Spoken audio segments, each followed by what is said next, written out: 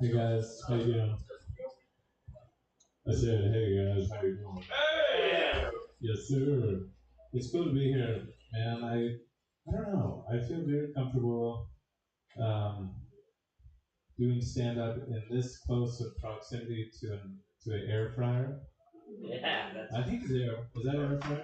You know your shit. I was scanning the room and I'm like, I'm just in a studio apartment, and it's pretty cool. Cool. The studio log. Does somebody live here? You know, um, so I don't know. The past few days, I've been feeling very hot and cold, and I don't know. I don't know. I don't know the weather outside. I don't know if it's hot as well.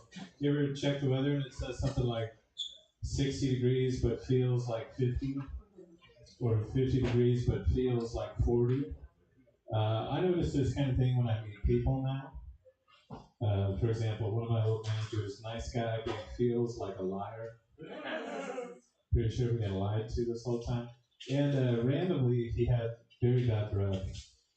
Bad breath to the point where, like, he's my manager, but his breath is my supervisor. So he'll tell me to do something, and then his breath makes sure that it gets done. I don't know if this happens to you guys, but I get a lot of random numbers calling me throughout the day. Does that happen to anybody? Random phone numbers. I get random numbers calling me throughout the day, and the other day my number was calling me. My own phone number was calling me. I was like, what the fuck do I want? Then I know that I'm driving. I drive all over the place, and I got cut off. Somebody cut me off, so I pulled up next to him to see who it was, and there was nobody in there because it was Waymo. And getting cut off sucks, but have you ever been cut off by no one? Who do you get mad at?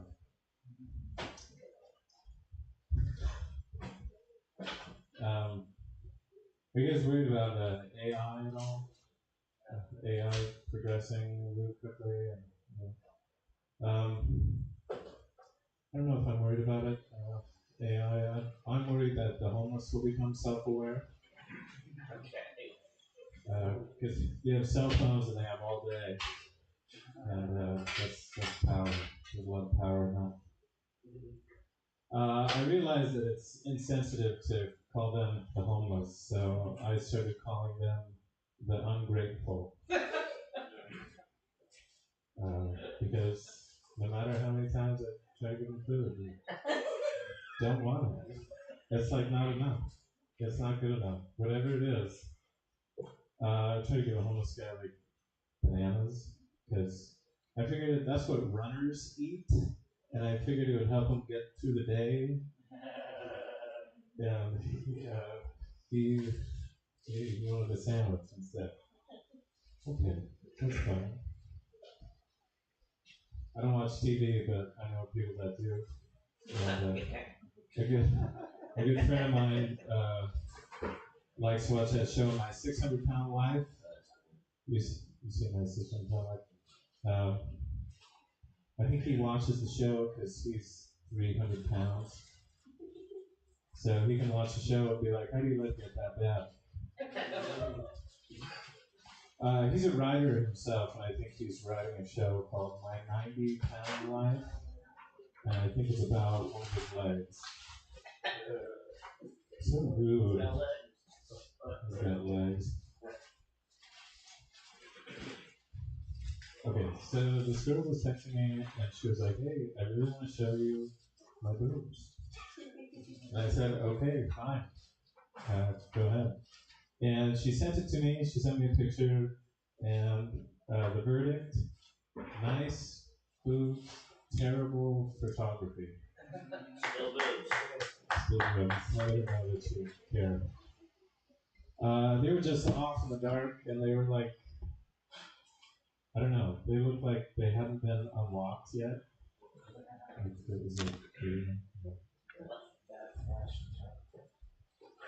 Because you can't really say, hey, can we try that again? Can we get you a ring light, and because you really only do one dress.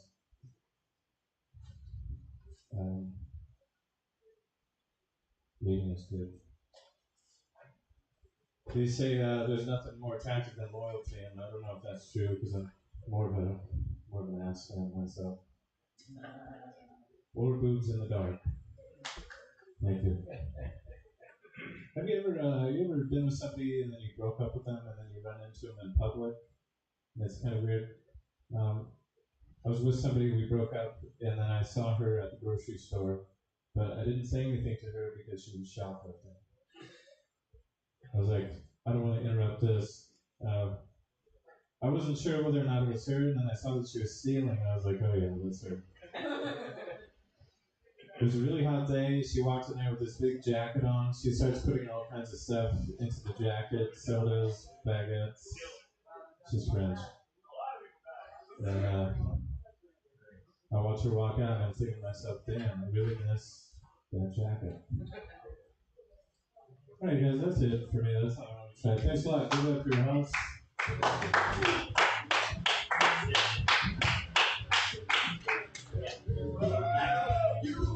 Give it up for Chris, everybody.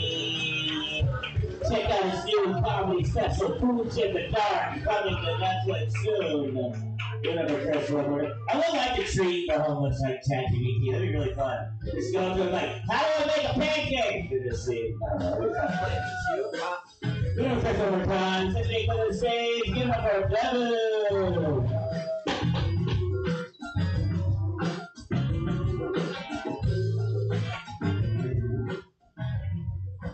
Thanks, everybody. How we doing? Yeah, that sounds about right. It's great. The host is nice enough to look at me and think I get pussy. Holy shit. That's the first time ever. It's crazy, too, because I'm married. Yeah. Fuck, right? I'm married. I got married to the first girl I ever dated. No. That's like buying the first car you test drive. Like, I really like the feel of this PT Cruiser. It's got decent mileage, and if I change the oil, let me stick it in her exhaust pipe. That's the butthole. There we go, yeah. Yes, okay, alright, now I have your attention. Alright. Yeah, it works every time, all the time. Yeah, no, believe it or not. Yeah, very. And I actually started dating her at 28. Yeah, first girlfriend at 28, and I got married. It's almost gay. Right? And it's crazy because like I was so much older, I started dating someone for the first time, I experienced all these adolescent things that most people, experience when they're 16. You experienced at 12. You were fucking at 12. Look at this guy. Yeah, this guy is 16. This guy had 16 girlfriends before I smelled my first vagina. Hell yeah. Good dog. Thank God. It's okay. No. Yeah, no, but look, I said you get pussy, but still let me have my moment, okay? No, it's alright. Yeah, no, I experienced these adolescent things when I'm an old man, basically. I was actually living at my parents' house when we first started dating. Shocker. And one thing led to another, and her finger ended up in my butt. Right? Yeah, we're back to butts. Come on, give me a clap for that. Yes. Wrong butt. The finger ended up in my butt. No word of a lie. My mother called from upstairs. And she went, Devin, I need you to move the car. And I went, take it out. She went, and I went, coming, mother. Not really, you cock block. You know? All right. She's laughing, right? So yeah, I can make a woman laugh. That's all that matters, guys. You can have a tiny penis, but as long as you make a joke about the tiny penis, she'll go, my last boyfriend was a piece of shit anyway. I'm staying. That's right.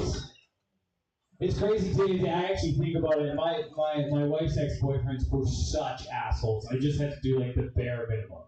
right? I just had to literally not cheat on her, which is great because she's so much hotter than me. Like I wouldn't do it anyways, right? Like so much hotter than me. Like beside her, I just look like her Uber driver, and everyone's like, they can wait outside. Yeah, it is crazy though. Like I've never cheated. I've never been cheated on. None of that's ever happened. Sorry if that's ever happened to anyone else. But I don't get like how you cheat. And I don't mean like I don't get how someone could do that to someone. I mean like I don't get how you can physically do it. Like when do you do it? I'm with her all the time. I'm with her like 24/7. When do you cheat? Like when do you when you go to the bathroom? Do you cheat when you go to the bathroom? Because that's when I'm jerking off. Seriously, I have a friend and she was like, yeah, like my boyfriend, like he would cheat on me all the time. Like the girl he was cheating with would pick her up outside of the house. He would pick him up outside of the house, and I'd be like, how? My wife is waving to me out the door every day. She's like, bye. Who's coming? I'm kidding. She drives me to where I need to go. When do you cheat, sir? When do you cheat? When do you when do you find the time? Is what I'm saying. You get driven around. You can't. Yeah, I can't. There's no time. I don't. No, I can't. I physically can't. It took me 28 years to seduce one woman. I don't have the time. I'll be dead by the time I seduce the second one. So yeah, don't cheat. I guess is the point. That's all fun. That's where we're at. I'm ethnically ambiguous, as you can tell, which just means I can be whatever race that pisses off your family the most. Doesn't matter if you're pro-Israel or pro-Palestine. I'm gonna ruin Christmas. It's funny being so vaguely brown. Because like other brown people will just like come up to me and start speaking to me in their language. And I never know what they're saying, so I kind of just nod along. Right? But then they find out I don't speak their language. And then they find out I don't speak anybody's language. I just speak English. And being a brown guy who just speaks English is like being a porn star with a tiny penis. Or a huge vagina. Huge vagina. Well, okay, buttholes and vaginas, that's what gets you guys. Okay. Good stuff. Well, I love it here, I love being around doing this stuff. It's my favorite thing in the world, is all I do, actually. Believe it or not, yeah, there we go. Comedy for you folks. I love doing it with people drinking, too. You guys drinking, smoking, have a good time, get fucked up, right? I love it, because I get to, like, live vicariously through all of you. Because I don't drink. I don't do any of that stuff. I actually can't physically. I have a medical condition. Every time I drink, my body starts to do cocaine. Thank you. And I went to the doctor. I was like, doctor, what do I do? And he's like, I'm not your doctor. I'm your drug dealer, Steve. Give me $60 to get the fuck out of here. All right, I'm going to get the fuck out of here. Thanks, everyone.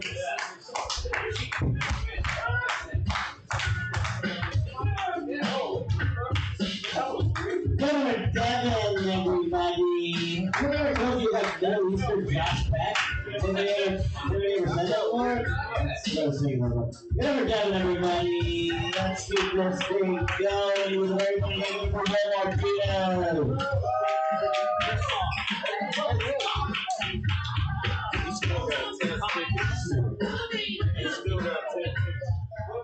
The night begins. Are you new to this shit?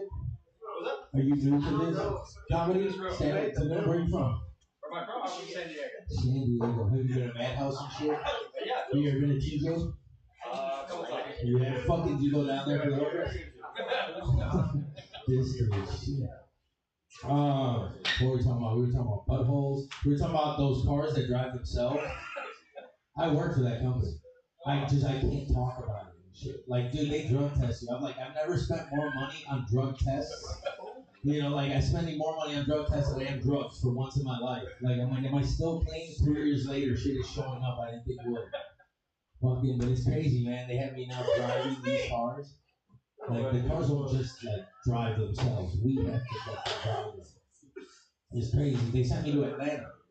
They sent me to Atlanta for this company, bro. And then there was a chick, and like some of these people are like hood motherfuckers, right? So this one chick at work, she was like, "Yeah, you ever flown through an airport?" And I was like, "Yeah." And she's like, "Man, they caught me with my strap." And I was like, you had your pistol on you to declare? She's like, "No, my strap, motherfucker, I'm gunning." And I was like, "Oh shit!" Like, could you imagine just being that, being a female, just fucking having like a 12-inch fucking dome with a radio? They had to inspect this thing. Like, fuck, man. And it was crazy. Like, it was cool because you worked in what's called the depot, and there was like a fenced in area where these cars were driving in and out, right? And I saw a dog, and like I'm a dog lover, so I was like, "Oh fuck, we gotta rescue this dog." And I told my managers, but like it's corporate America, and the fucking managers were like, "We have to call animal control," and I was like, "We can't fucking call animal control, bro. Like they're gonna kill that dog. This is the hood. This was Atlanta, bro. We were by Zone 3. Zone 6 was right down the street. This motherfucker had little like tattoos on his fucking eyebrows. Like I was like, dog, like the impound for the dogs or whatever, fucking animal show that and animal show that, saying I'm in jail. Like the dog's gonna join the gang, he's gonna stab another dog, and I'm gonna put him in the dog chair. And I was not gonna allow that to happen. So I was like, can I rescue this dog? And they're like, yeah, you can rescue this motherfucker. And I was like, yeah, that's why I love Atlanta. And so fucking I go and I set up my food, right? Because I had like these meals. And I make half. And I said, this dog was a bitch though. I thought it was a thug. It ran away. I was all fucking scared. And like, I thought to myself, because we're in Atlanta and motherfuckers hunt, right? I'm from Chicago, like, period. But like, they hunt out there. And I was like, man, they got dog calls, because they have deer calls, they have fucking, the bird calls. They gotta have the dog call. And I didn't have nothing, but I had a little speaker, because we're out in the fucking sun and you gotta listen to the music. And then I put it on YouTube, right? Because YouTube has an answer to fucking everything. So I put up, sounds to attract the dog. The first sound they pulled was a doorbell. Like, this homeless ass dog ever been to a fucking house. Like, it's like explaining a condom to a Mexican. Like, we don't know what that shit is. Well, fucking, I'm Cuban, dude. My people swam over here and shit. Fucking, I had cousins that swam over here. Shut the fuck up, Alec, with your sandal wearing ass. Fucking the only Jewish Jesus I know and shit. Business up here, fucking Sabbath LA. I know, yeah, but we took Christianity, baby. The Cubans took everything. We've had some crazy shit. And then we were talking about buttholes, right? Like, okay, so like, yeah, because I guess you guys like this buttholes. Huh? We're what? Yeah, well, it was 30 minutes, we're bringing it back, Alec. That's what we do. It's all fall back. Thank you. Room is fucking fire, dude. So I was like, yeah, what do you call it? So back in the day, everybody like eats ass like groceries, right? Everybody eating ass like groceries, right? I had a buddy who was like fucking dumbass, right? And he goes up to me, he's like, "You ever eaten ass before?" And I was like, "No." And he was like, "It tastes like battery." And I was like, "The fuck you mean this shit tastes like battery?" And he's like, "It's always shocking the first time you do it." I was like, "Oh, you nasty motherfucker." So I was like, "I'm gonna try this shit, right?" So I get home, and I fucking lift my girl in, and I start to look at her. Ah! And she's like, "What the fuck?" And I was like, "This don't taste like battery. This tastes like shit." Oh, fucking stupid, dude. All right, let's see. I like doing a lot of boy shit, like imitations and stuff. Since I'm wearing fucking some Cubs gear, like I always love like baseball, the baseball games, right? But I always want to see like the announcer have a bad day, and like what would that sound like? You know what I mean? Be like, battle of the fifth. Cubs against the Dodgers out here at Dodger Stadium. The skies are clear, but my wife's on cocaine and my son's a fucking bitch. I quit, Bob. And then you got the different, like the soccer announcers, And I always think that like sex, like if it was a soccer match, it would sound way better in Spanish because that's when you play FIFA, you change it to fucking for the goal, right? So like, what would it sound like if both of those announcers fucking did that shit? You'd have the English student be like, "Well, Stephen and Susan walk in the bedroom. It is a formidable match. He throws it to the bench. He says, slow down. He's feeling very hungry. He may get messy. He goes by the car, and that is a yellow card. But this man is a fighter, and he is still in the game, and there he goes, and that is a fantastic goal." And that's just some bullshit. But like the better one is fucking in Spanish. Where it'd be like, Jose Maria, walk in the bedroom. He's a Latin lover, throws on the floor. She says, Dame más duro, give it to me harder. He's feeling very horny, he's getting messy, he's going by the cacao. This is a warrior, he is still in the game and go! Yeah, fucking bullshit. Dude, I love like doing all this stupid shit. Like Alec, he got me to do. You got any like Jamaican beats? Remember when we used to do the Jamaican shit? When we used to do the Jamaican shit, yeah, oh. Like, what if? You got a freestyle, right? Maybe. I mean, why the fuck not? All right, fuck off. Love y'all. Peace.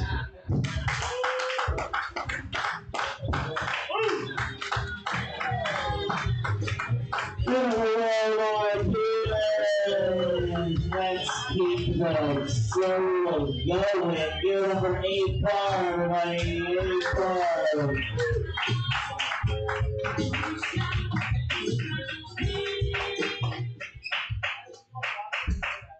Put up for Alec one more time. With his socks or suits and sandals and socks. I've been fucking watching a lot of TV lately. My dad, who's a tool, that's his name, A-T-U-L. Common Indian name. No, but a tool got me this illegal cable box where I can watch every channel in the world. Okay, have you ever seen that episode of Rick and Morty where they watch interdimensional cable? They watch cable from every dimension in the galaxy. I have dimensional cable. I have every channel in this dimension. And it's wild, dude. I've been watching like sports from all around the world, Like I've been watching cricket, which if you don't know what that is, that's a British game where two crickets play baseball for 5 days. It's fucking weird. No, it's actually the second most popular game in the world. And that's because fucking, unironically, it's got 2 billion viewers around the world, and unironically, there's 2 billion people around the world that are from the Indian diaspora. Because Indians really fucking care about cricket, dude. Because you gotta be better than the sport of your colonizers. You know what I mean? That's why Indians, that's like the only sport we care about. That's why fucking, the Brazilians are so good at soccer, Fucking Cubans are good at baseball.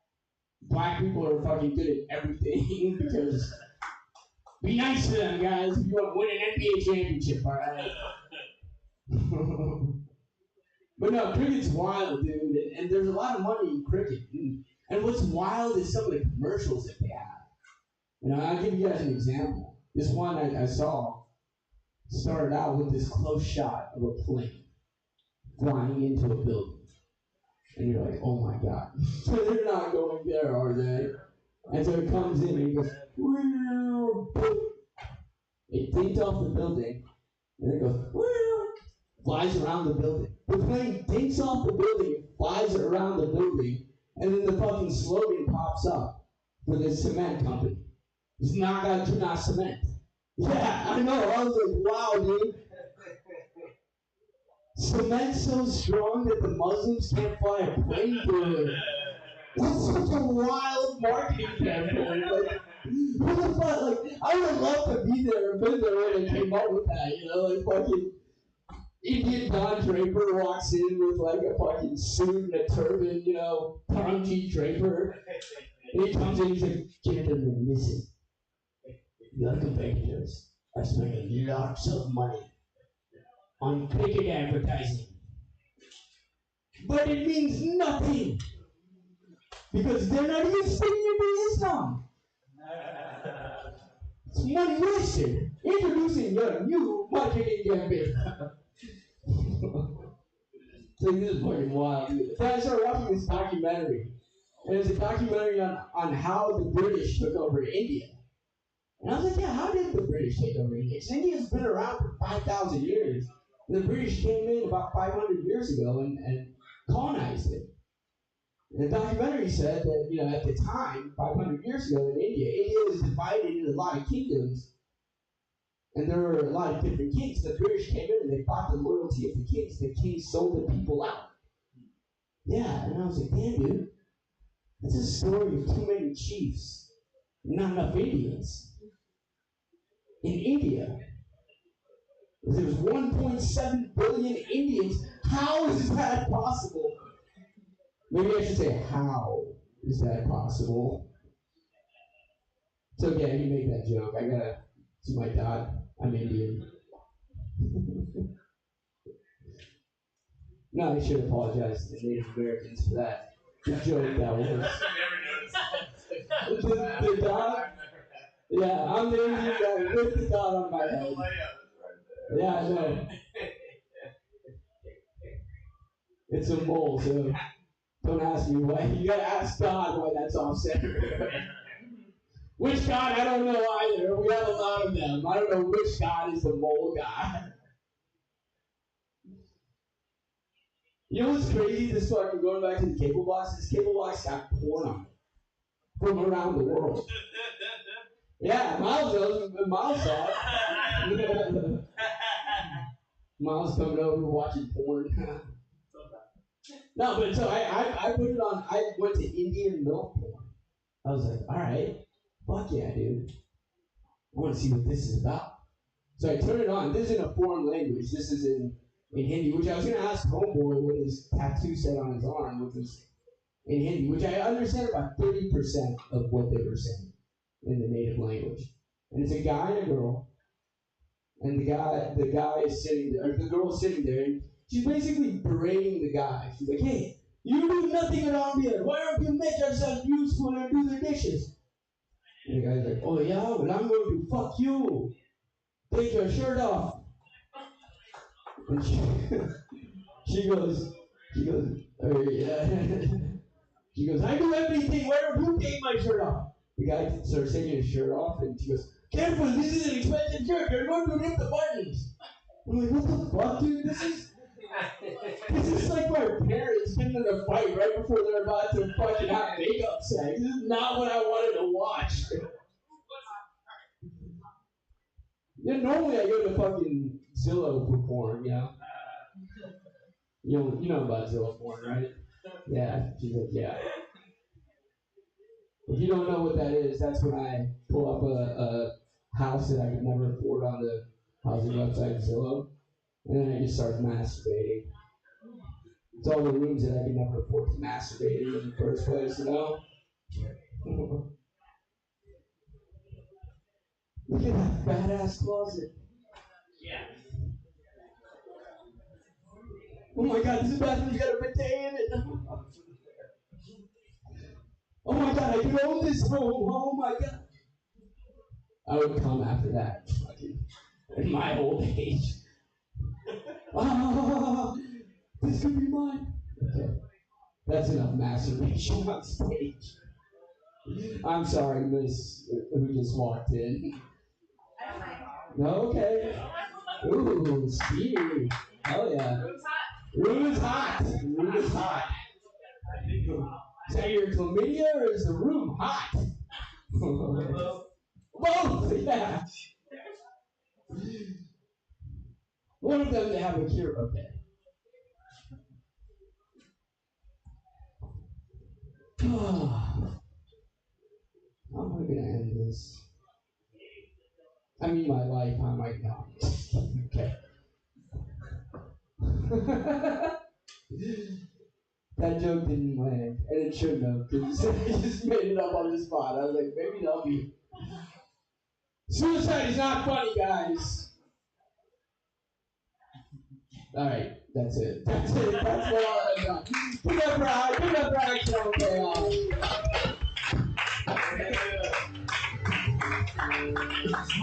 Give it over a car, everybody. Feeling yourself this funny.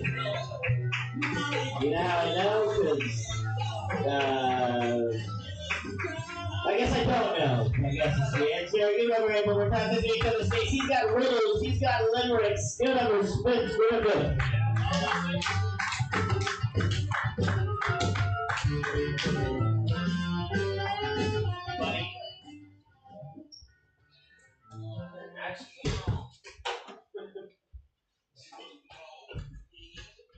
There were 30 cows.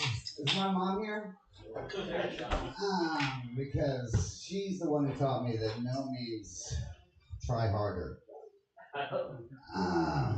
More roofies. God damn it. That seems innocent. And shit, can you believe it? Now I know what black people felt like when OJ got off. Because I'm a pedophile. Yeah, I want to get that one to work. It's fun. No, obviously he's, did you guys see Alex Jones crying over it? Alex Jones straight up crying. He was crying like he lost a child at a school shooting that he did not. Because Trump wouldn't release the goddamn Epstein file. If you were surprised he didn't release the Epstein files, you were either disingenuous or stupid as shit. There was no scenario when he was going to release those. He was his best friend. If anyone's implicated, it's Trump. Anyway, people are stupid. I want to know who did the maid service on Epstein Island. Because I don't believe he killed all the maids after each fucking weekend, right? Like, that's way too many bodies to get rid of. I think you had to make your bed on your own. How do you think Stephen Hawking did it? That's got to be hard to make your bed on your own when you're, Is he dead yet, Stephen Hawking? Yes. Yeah? Had like a marionette. Huh? They had like a Marionette. I don't know. I don't feel like you can make the girls do it. I mean, you just raped them. They're worn out. So I don't know who you. That would have been 2 more minutes, dude.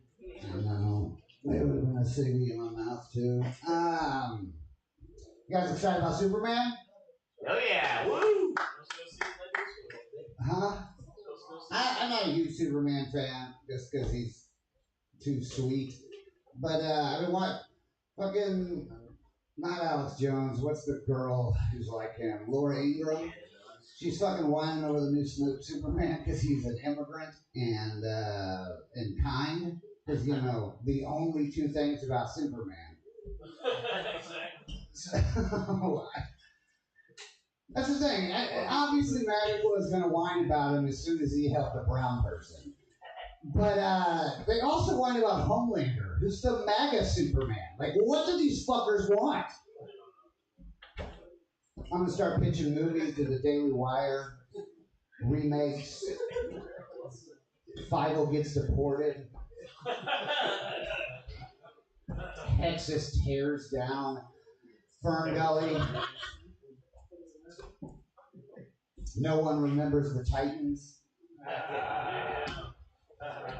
Only Christian dogs go to heaven.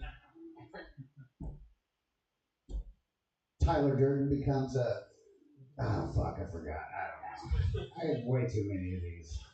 Redo Roots, but not the last episode. Y'all aren't fans of Roots. Spoiler alert. They get free at last. What? At the end of Roots. And the MAGA version would not have that part of it. Anyway. Sleeping Beauty, but she doesn't wake up, but he keeps making out with her.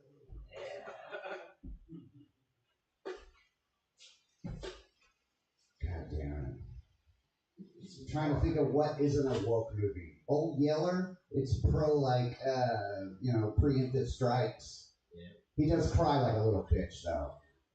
So that's gay.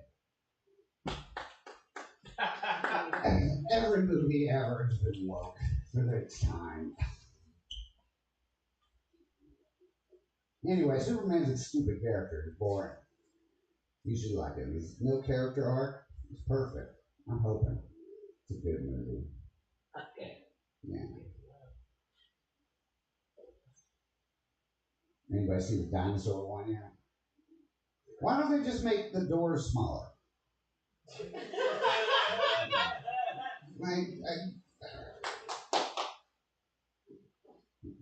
Crane them into the thing, and then the. Well, you would need to be able to get in there, but They're pretty. Well, yeah, fine. Those you do. So those are in cages and shit. You don't go in. Yeah. Anyway, I'm talking about the big ones. Anyway, I'm correct. Make fucking smaller doors, Jurassic Park people. You wouldn't have all these fucking problems if you just had doors human size. Idiots. All of them? I just ruined every single one. What happens the day after the purge? Like you go to work with a guy who just like raped a bunch of people in the building and are supposed to hang out with him. Nobody thinks about the day after purge. Everybody wants to purge. The next day is awkward. I know a lot about your neighbor. Anybody else upset will never see the Hulk's dick? Like, never. We're so fucking... Like, the Hulk is terrifying, but imagine if he could also fuck you. Yeah, that... I'm telling you, that's a Hulk I'll be afraid of.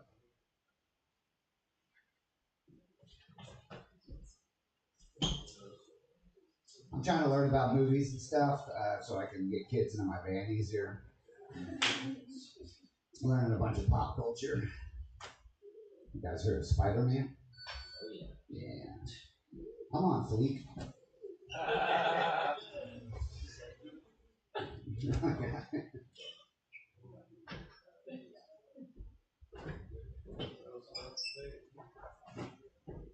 Oh, choices in your brain. You know you're old if you ever had to page your fucking ecstasy dealer from a payphone. A payphone is a cellular phone that used to sit on the wall and they cost 25 cents until some cocksucker made them 35 cents and I hope he fucking died alone.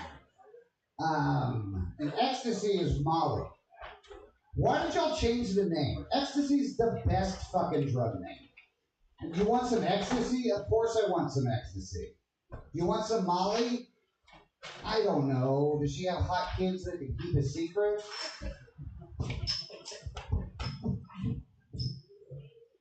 Thank you. FC's innocent. You guys have a good night.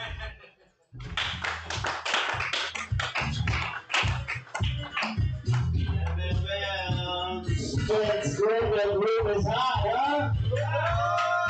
That's how you like this big fucking jokes, huh? That's good. I told you that Will's gonna switch it a little more times this week on the stage. He's a real cool customer. Give it up for Mikey Silver.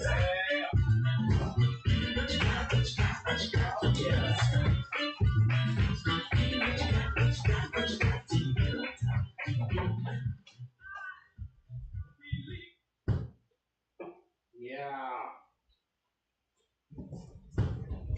What's up, dude? How you doing? Cool. How you doing? Pretty good. That's a cool shirt. A bathing. Alright. Who's there? Alex there. There's Adam. No, I don't know you two.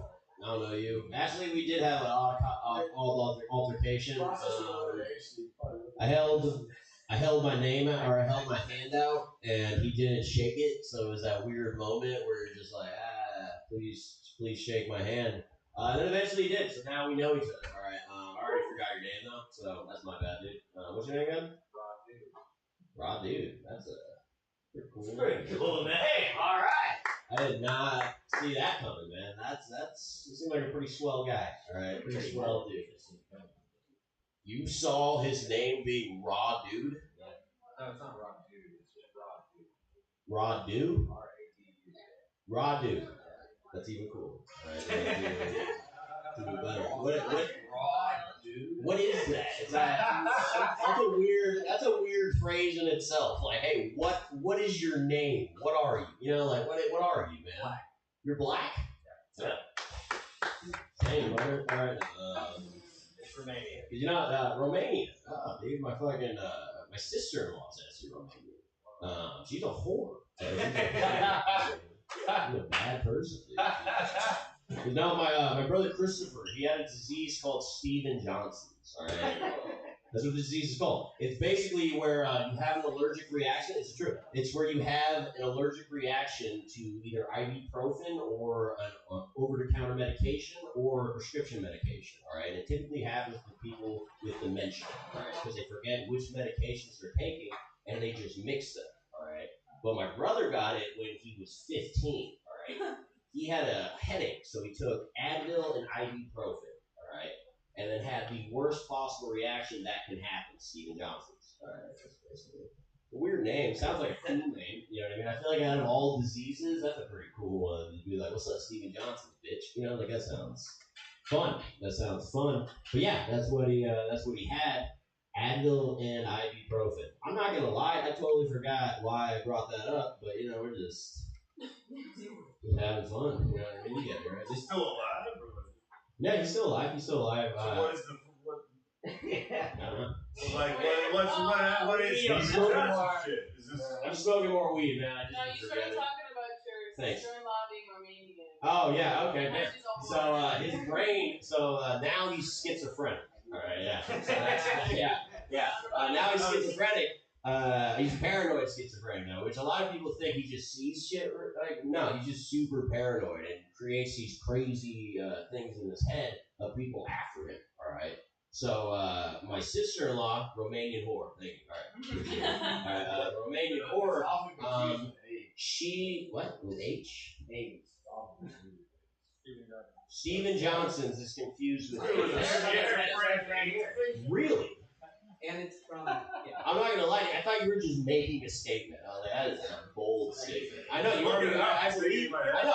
But like, I didn't know that. All right. But yeah, the whore basically like convinced him. Like I remember at one point, he was sick. Like he didn't really know where he was at, and because like it was like comes in waves. Like he was working at McDonald's, and then her at McDonald's. She was from Romania.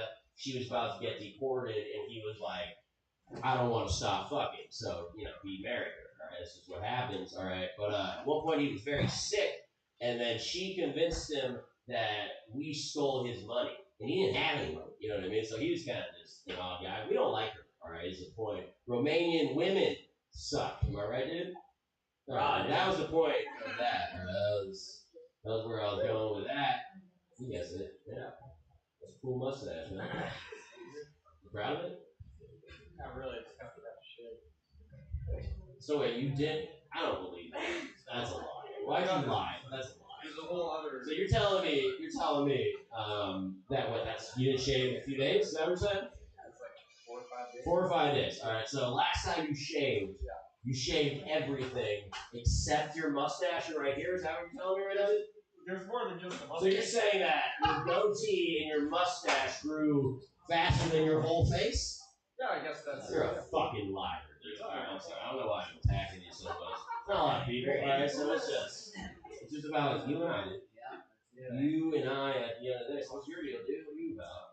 I'm about telling you guys that Steven Johnson syndrome is caused by Lamictal. You have it? No. So this is from Advil and. So no, it can be caused by. Look up. Hey, Adam, do me a favor. Look up Christopher Trejo versus Johnson and Johnson. Just look it up. Steven Johnson and Johnson. No, look up Johnson and Johnson. The company. They are SJS. Steven Johnson. Johnson. Bitches. But no, you want to write down Johnson? I'm not gonna lie. You're wrong because we sued them. We won. You know, so it's kind of. Oh. It's not. So Yeah. It is It's court documented. When you Advil look, so now if you guys have an Advil bottle, when it lists possible things that can happen, it lists Steven Johnson. I apologize. Oh no, you're good. But thank you. I'm fucking right. That's all right. and I am, but you're also right. That's what we're doing. also wrong. Yeah, I'm wrong. I just completely lied about all that. I don't even have a brother, dude. Yeah. I don't even have a brother.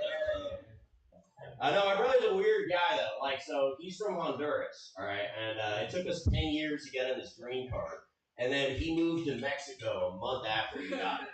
And his mindset on it was work is cheaper in Mexico, and then I haven't talked to him for 2 years, so I don't know how he's doing. You know what I mean? Like, it's just great guy. No doubt. What's up, Toro? How you doing? Toro's named after a fish. I don't know if you guys knew that. His mother was a Japanese fisher. He's actually Japanese. And then she sold him for fish. All right.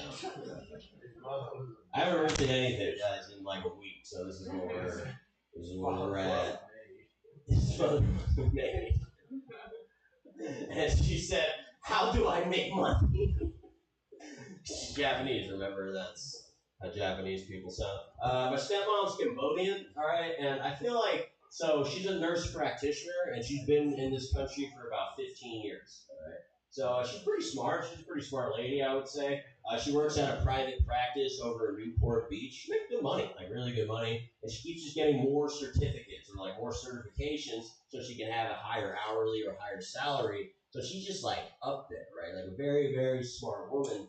But I feel like she dumbs herself down so she doesn't have to deal with my father, you know, and that's, it makes me uncomfortable sometimes because, like, I'll talk to her, right, and she'll explain to me all these different procedures that she's doing on people, all these different stuff, and then my father walks in the room, and then somehow she has an accent, you know what I mean? Like, it's just odd, you know? She's like, I'm from all right, guys.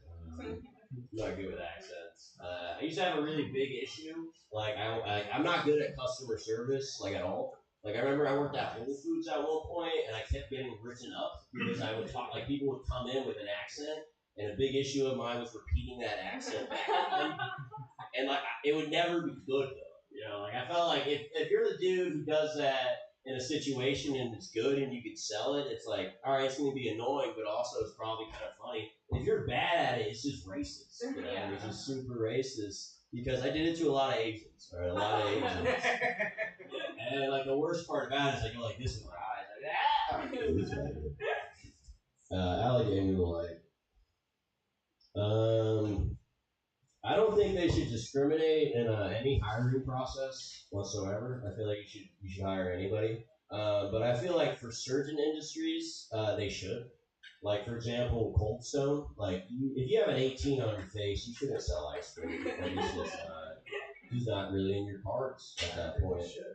I don't think so. Like I don't know. Like it's just when I see someone with face tattoos and they're on the other end, you know what I mean, and I'm giving them money for a service, like I'm not gonna trust this guy. You know, like it's like your face is for crime, and all I know that from you working a job is that you're not committed. All right, because you got to commit to the crime. All right, but if you got an 18. You shouldn't be giving out ice cream. Because I went to Cold Stone, he had an 18 on his face. He's like, "What's up, Otto? Trying to banana cream. It's fantastic." I'm like, you gotta chill, man. Like at one point, I gave a tip. He sang a song. His song was weird. He's like, "What's up, Otto Loco? You're a really nice fucking G. Here's your fucking ice cream. I really gotta pee." You know, like it was odd. I wrote that joke 6 years ago, and I still hate it. All right, give it up for Alex. Cold Stone joke. Whatever, Mikey Silver. That was a good medical lesson, wasn't it? We had fun. We had a little medical dispute with a nurse. That was kind of cool. Yes, Stephen Johnson's disease. That sounds like a made-up thing. Where am I so wrong? That's just because I'm going to a ring of fire.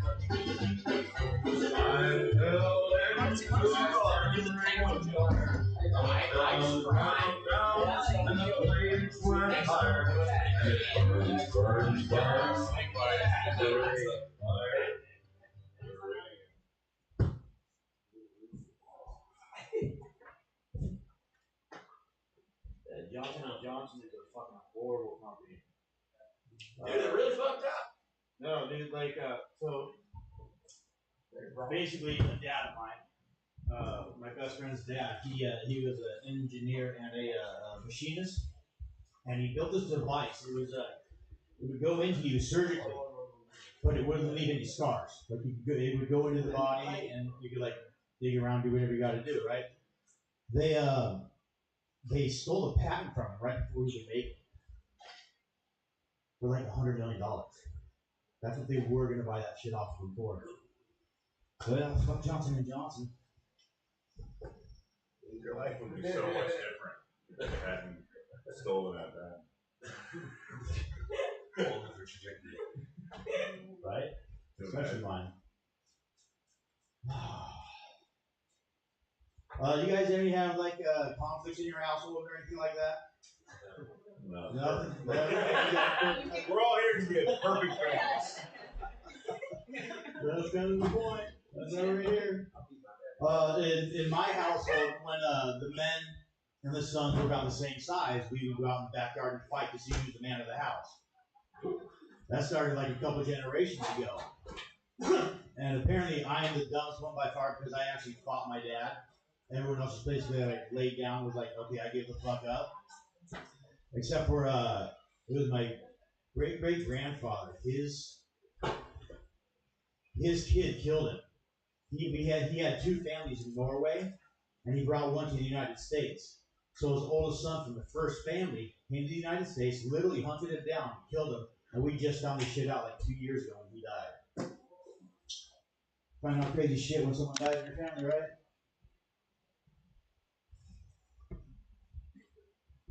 When I was 17, I got so high on speed I tried to rob a bank with a skateboard. It didn't go well because Life would have been so different. No, like I'm on my way to my hookup's house and there's a bank and I always wanted to rob a bank. But all I had was a skateboard. I go inside, I jump up on this little table, I got my board, I go, hey! This was like a senior citizen center, so nobody even fucking heard me. Nobody paid any attention to me at all in any way, shape, or form. So it got really anticlimactic real fucking fast. So that was me trying to rob a bank when I was a kid. Hell yeah. Yeah, I should have done that. Fucking cool kid, Do it dude. again. Fucking moron, dude. Let's do what you got to fucking be, dude. I've been off of hard drugs for 11 years now, but I used to do. Nah, I wish I was hard right now. Actually, fentanyl is really keeping me out of that, to be honest. That and I have a fucked up back. Dude, I had fentanyl for my last spine surgery. I was like, there's got to be like 100 other fucking things you can use, right? The nurse, like, literally, she's like, hey, honey, it's okay. This is what we do. I'm like, you shoot people over fucking fentanyl daily? She's like, yeah. How many of these do you have? She's like, what's that? Crap, what do you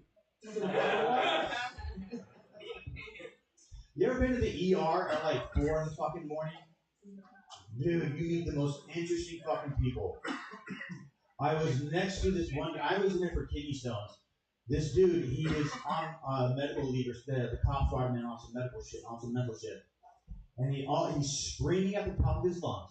That fucking whore stole my life. I cannot live without her. I want my kids back. Hour upon, that was it. That fucking whore stole my life. I want my fucking kid back. That was it. At the top of his fucking lung.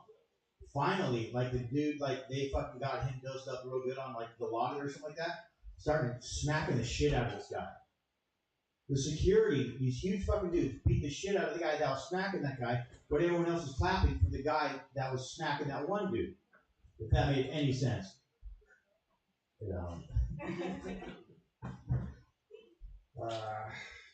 I got set up on a date one time with this chick, and she was basically fucking nuts, and it was awesome. And no, my friends are like, dude, you're gonna get along really well with her. 3 minutes into this date, she tells me to pull over, and like, there's a park right here. And she gets out of my truck, and she goes, hey, chase me. This girl is 4'10" in like 2-inch heels. She's fucking tiny. So the optics of this is a grown man chasing a 12-year-old girl through a fucking dark park. Anyway, she gets over to the fucking jungle gym. She like takes her shirt off. She throws it at me. I was like, okay, crazy. I get it. He's obviously doing working out. And basically, we end up getting naked at the bottom of a tree and fucking in that tree. We were probably 7 to 10 feet off the fucking ground. That is so hard. That is incredibly fucking hard. If you got to hold yourself and her and fucking do everything, that is so fucking hard. Like, yeah, like, it was cool. So, like, okay, we know how trees work, right? The big part of the fucking branch starts here. That's solid.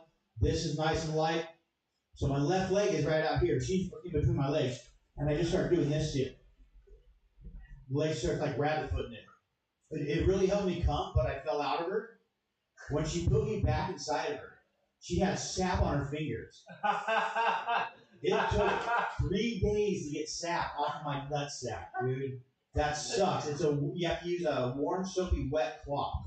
And you literally just have to like wash all your pubic hair, just like get plucked out slowly. There's nothing about that shit as fast at all. You know how you measure the Worth it? Right? It's pretty true. So they call me Chopper. I used to date this fucking bartender, and I went and saw her one day, and she gives me my beer. I take a sip, and she's like, "Hey, Sparkles, what's going on with your hand there?" I jerked off with my daughter's glitter lotion before I saw her, so my hand and my cock were just like glitter. That took 2 days to get off, and she wouldn't fuck me until that was all gone, which really sucked. But I guess I'd rather have like glitter on my dick than fucking sap on my balls. One is much better than the other.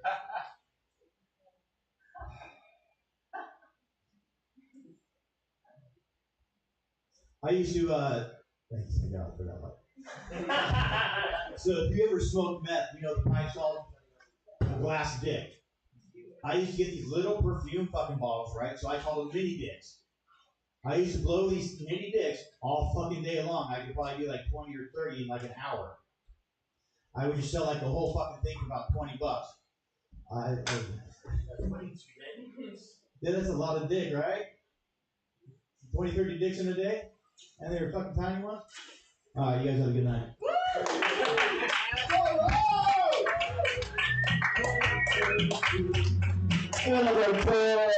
Everybody, the room is hot.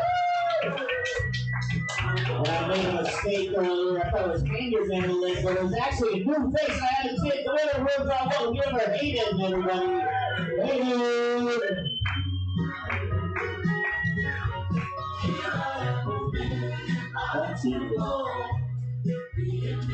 Was really a guy named Andrew? Andrew. Okay. I thought you just made that up. No, I can see how it sounds. I was like, it's funny. It does Just kind of forgot. Yeah. It really does. Because it does look like Andrew. Yeah. Usually. Andrew is more common than Hayden, I'll be honest. Yeah. Is it? I feel like you guys are all. It's like you and I Olga know Beach. 3 Haydens. Yeah. I know one. That's all. That's a California thing. That's a California. It's a Laguna Beach thing. Yeah, beach. Irvine. What was the payout on the Stephen Johnson's lawsuit? Initially 80 million and then 69. Or no, 65. But they're still appealing it. Is this a class action thing or just? This is like, so they won it, actually, technically, so they won it, Yeah. or my brother won in 2012. Okay. And then they're still appealing it right now. Oh, okay. So Wow. yeah, basically he gets like $1,000 every month from his lawyers until they finally like actually get the money. It's a very like long process because it's like over I think it's like 300,000 documents that every judge has to like check out. I really should have asked this when I was still. And back to you. Yeah, exactly. With sport, fucking ass, dude. All right? No, I didn't. Of course, hey, you got this fucking mustache. You're asking me questions, bro. I was so thrown off by the mustache thing as well. It's like, Yeah, you're a liar. It's just. No, I felt like am I having a stroke right now? There's other hair on my face. No, no, just the mustache. My name is Hayden though, which is I'm not thrilled about that either.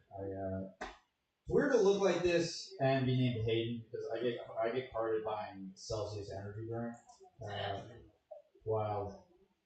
Actually, I've never been here before. This is a neat place. Kind of reminds me of like when weed first became legal in California. There were all those like weird kind of dispensaries you go to that were like in alleyways and stuff, much like this. I remember I was going to one with my friend one time. We were 22 and we both looked like we were 12. And the guy was like, whoa, hey, let me see some IDs, guys. And we're like, oh yeah, sure, of course. We both reached for our wallets. And he was like, you know what, you guys reach for the wallets, you're good, you can come in. That's the level of security that these places are at. I've always wanted, you can't do that in real life, it turns out. I'll go to job interviews now, they'll be like, do you have, any references or a CV or anything? And I'll, slowly reach for my backpack. Like, yes, I do. Just give me a minute. Never works. Never works. Hayden is a common name in the Mormon community as well. I look like I was conceived in a BYU dorm myself. There's a guy in Utah named Hayden J. Hawley. Same name as me. Except he has a J. I think the J stands for Jesus Christ of Latter-day Saints. Surprises people. I wasn't raised religious at all. My parents were like agnostic. Just crazy. My religious education went as far as like VeggieTales tapes. You guys know those? Yeah. There's like crazy Old Testament stuff in there. I got in trouble for telling my brother I was gonna wipe him off the face of the earth. Just thought that sounded hard. My parents were like, "Oh my god, where did you hear that?" I was like, "I heard a carrot say it. It sounded cool." It's weird not being raised religious. I went through like an annoying atheist phase as a 12-year-old. That's always cool. And like a kid becomes the most condescending motherfucker alive. It's like a little sticky erase running around your house. They're like, man, people who believe in God are stupid. It's like, bro, you were like all in on Santa Claus 3 years ago. Like, how do you feel like that? Tried to like kind of get away with it. I dated a Christian girl for a while when I was like in college, but I broke up with her because she didn't believe in evolution. That was natural selection on my part. Thank you guys so much. It's weird when you start dating someone new, you getting to know them. One thing for me is like talking about what movies you guys have both seen, trying to find common ground. You guys notice that like, maybe just in my experience, but it seems like women have always seen the most eclectic combination of films, you know? They'll be talking like, wait, you haven't seen Jurassic Park, but you've seen Little Fockers? That's not even the most popular of the Fokker films. That's crazy. My dad is from England, actually. That's why I look like this. People will ask me sometimes, oh, that's cool. Does he have an accent? I go, well, not really. He's from a very specific part of England where the accent only comes out when he talks to waitresses and my girlfriends. Extremely specific part. I like shopping at Costco and stuff. You guys, it's weird that I live by myself in a bachelor unit apartment. You guys know what that is? It's like a step below studio. No kitchen, yeah.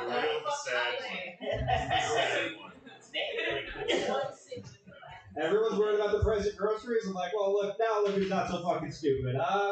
Place with no kitchen. How about that? Not even worried about inflation, because otherwise, how would my mattress work? You know what I'm saying? Thank you. Appreciate the applause. Clapper, they call that. It's like toxic America up here. That's okay. Thank you for sitting front row, because you feel bad about bumping me. Thanks. Hey, by the way, Alex? Andrew. What? That's Andrew! Idiot! Make fun of your name and everything? What? Oh man, I'm tired, so I'm hungry. Hiked up to Griffith Observatory the other day. Was that there? It's pretty cool, yeah. There's like all those signs that say it was donated by Griffith J. Griffith to the city of Los Angeles. Well, that was pretty cool. Like, back in the day, that's what rich guys used to do with their money, you know? Like, if Elon Musk did something like that today, he'd call it like 42069 Park or some shit. But I was telling my friend about this. He was like, dude, he didn't just do it out of the kindness of his heart. He did it because he shot his wife in the face. Yeah, a lot of people know this. And he did it to like rehabilitate his image. I was like, all right, first of all, man, I don't like all the cancel culture, right? But second of all, like, I just felt so fucking stupid right away. Because, like, I went to college, I really believed for a second that, like, a rich guy in American history just did something out of the kindness of his heart, you know? Instead, it was literally a PR stunt. His publicist had to call him and be like, yo, Griff, they're eating you alive, buddy. You're going to have to donate that mountain range you own with the letters on it. No, the other one. Was driving here. There was a 7-Eleven with a banner on it that said under new management. It was a selling point. It's a very strange place. You can figure it out, right? Yeah, it's just a big mic. Yeah, the mic. I see, yeah. It's a girthy mic. It is, yeah. Feels powerful. First time on something that big. That's cool. 7-Eleven. Fuck you, Alex. Banner under new management. Is that a selling point? Have you ever like been in a 7-Eleven and gone, man, this place is really well managed, actually. Like, I'd like to shake the man of whoever's in charge here. There it goes. Hello, everybody. Have a good night. Whatever, hey, everybody.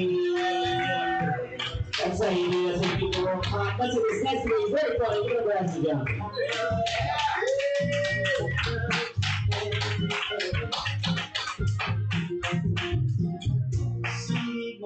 Number Al, the room is hot. Room's hot. We had Hayden, not Andrew. Hayden, I can't believe your name is Hayden. I think once we saw you, you're like, that tracks. It's going to be Luke or Hayden. Are you Mormon or no? No, I forgot to. You got a Mormon face. Yeah, that's what Tell people you have a That's Mormon what they face. tell them at the mosque. I would love to see a Mormon and a Muslim guy debate religion. It's weird the people that find religion as adults. Right? That's always the like how'd you fall for that at 35? That's fucking crazy, man. 90% of the time, it's just a lot of crack cocaine. Like, you know, you just like, they'll tell you the story. They're like, yeah, I was really at the bottom, I was smoking crack every day, and then Jesus saved my life. And I'm like, maybe the church should just start giving people crack cocaine. If they could just find, like, the perfect, they're always trying to recruit you and shit. And then it's like, just go out to the van and be like, hey, you want some crack? I'll give you crack for free. Just like 40 or 50 times, they'll slowly watch your life fall apart. And then I'll hand you a pamphlet and a half a sandwich, and you're like, Jesus saved my life. I think that's high level. That's thinking outside the box right there. As Taco Bell will put it. Also, Taco Bell can fund us. A lot of crackheads eat Taco Bell. Oh, marketing right there. I don't like when the news gives us vaguely specific information. I think they should give you specific information or just shut the fuck up about it and let things like. I keep seeing where they're like, 16 million people are going to lose health care. And I'm like, cool, but which 16 million? Like who specifically? And they're like, the poorest Americans. And I'm like, I'm kind of poor, but am I 16 millionth poor? I don't know. If that's what's going on here, just tell me. And they're like, oh, next story up. Instagram knows how long I look at midget strippers on my phone without even hitting the like button. Not if I hit a like or not. I'm not that weirdo who's promoting the shit that I look at. But they watch me. They watch me through my camera, see exactly how many seconds I stared at that weird muscle mommy's camel toe. And you're telling me that the government can't just tell me if I'm going to lose health care? There's not a list somewhere? I'm just like, I can type it in, ask the kid doctor. Yep, I'm fucked. That's all I like.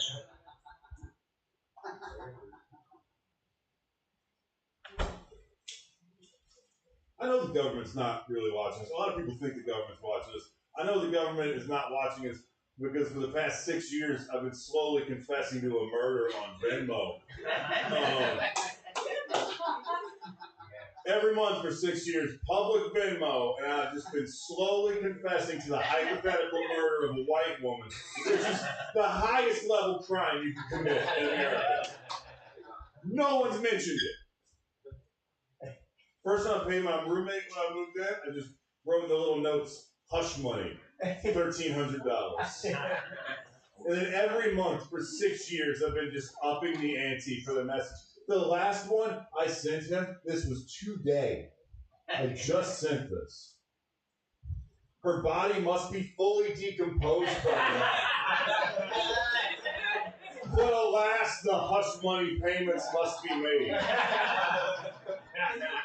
$1,300.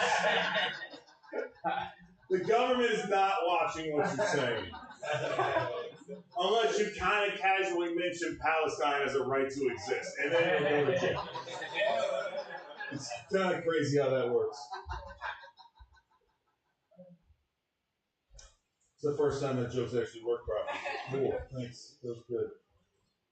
They say there's a male loneliness epidemic. You guys heard this stupid shit? There's not. I think the epidemic is that dudes just won't shut the fuck up about it now. You're a man. You're supposed to be lonely. Guys are lonely. You grow a mustache, you get your heart broken, you're alone the rest of your life. That's being a man.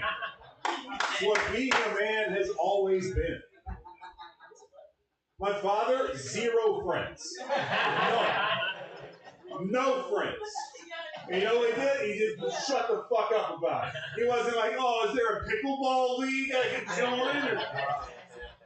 Or, oh, maybe if I hang out with guys with similar interests, I won't be so lonely. No, he smoked cigarettes at the dinner table and read the newspaper like a man.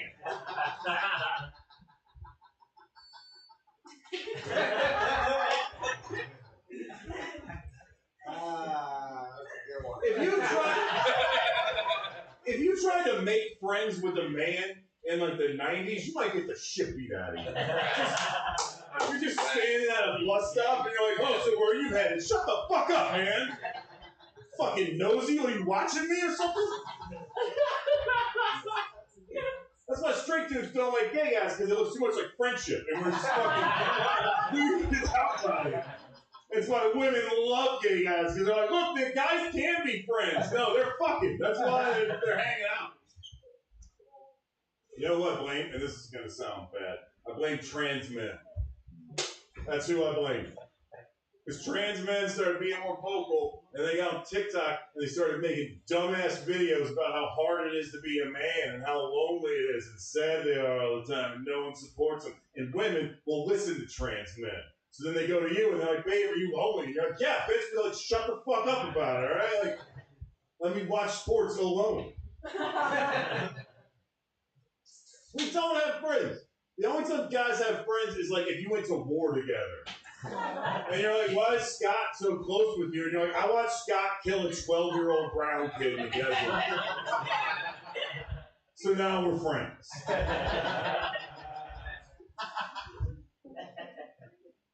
All right, so that joke's coming along.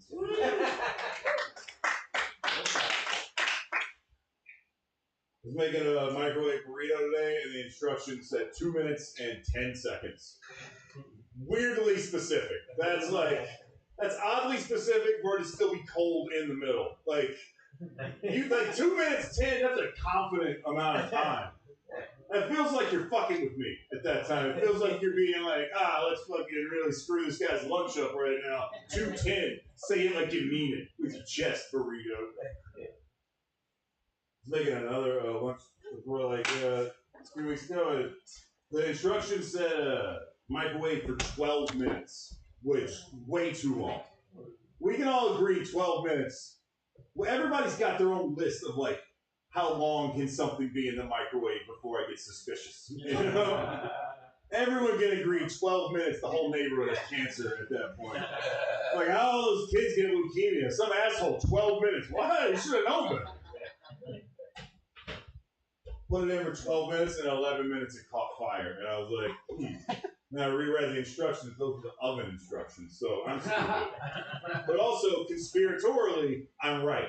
That my conspiracy on microwaves is correct at that point. 12 minutes is too long for anything to be in the microwave. And if I'm right on that conspiracy, maybe I'm right on all my other conspiracies. Maybe I am right about 9/11. Maybe I am right about the media. Maybe I am right about big paper. No one believes me on big paper. No one. Big paper is who really runs the world. Yeah, big paper. I'm not talking about the Hearst family. I'm talking about the companies that make huge pieces of paper. Think about it. The world's been steadily getting more unsettled and everything else as Chromebooks and computers have become popular and kids aren't doing science projects on trifold pieces of paper anymore. They're not making huge fucking signs for their classroom and be like, look at this, it's all a digital TV thing now. But you know what big paper still has? Warehouses full of that shit. And they gotta sell them. So where's the only other place you're gonna use it? At a fucking protest. So they're just stirring up controversy. You got a sign that says God hates fags? You bought big paper. You got a sign that says God loves fags? Also big paper. Open your eyes, people. Little paper's in cahoots with big paper. You know that? You know, what's little paper? Toilet paper. It's either too rough and you gotta wipe your asshole till it's a little pink, or it's too soft and you get those rollies in your ass crack. So now everyone's upset and everybody's making fucking signs that will march around and just line the pockets of big paper. No way paper companies could have that much power. You know what weed's illegal right now? Fucking paper, dude. Look it up. So maybe I got a point. All right, this is fun. Get up and action Johnson. Encounter big paper, everybody. Let's get a fuck big paper on through. 1, 2, 3. Fuck big paper. Yeah, let's go green. Whatever, you guys are on my time. Let's wait for the stage. Give it a round,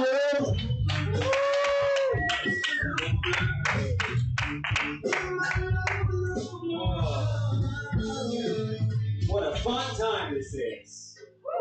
A blast, I would say. A blast. It's amazing. I would go that far. Okay. No, it's a blast. I'm good. A lot of people beat their dicks. Yeah, that's right. Yeah, I'm different. I beat my balls as well. Okay. I do, because I find they're the source of the problem. If you think about it, dick's just a henchman. Balls are in charge. I like a joke that, like, you're like, is that smart or dumb? Like, it's only smart if you are dumb. It's only clever if you're very stupid. My wife says I have a monster cock. Right? No, sorry, she says that weird. My wife says I have a very scary penis. Boo, she says. I've been married for a while. I've been married for like 6 years. People always say that married sex is worse, so it gets boring. It's not true. I'm here to tell you it's not always the case. Because when you're single and you're fucking, right, that's fine because you're just strangers. You're just two strangers doing sex. But once you get married, that's your family. You're fucking your emergency contact. It's wrong again, you know? It's amazing. My wife and I are both atheists. Heathens. I don't know if that even merits any. We're just raw dog in life. That's what it is. No insurance for spirituality. But we're different kinds of atheists.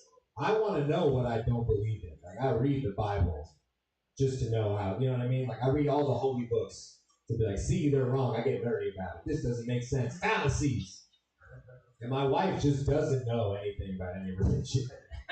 Which I think is a cleaner, better way. It's less offensive, but somehow more offensive if you ask her questions.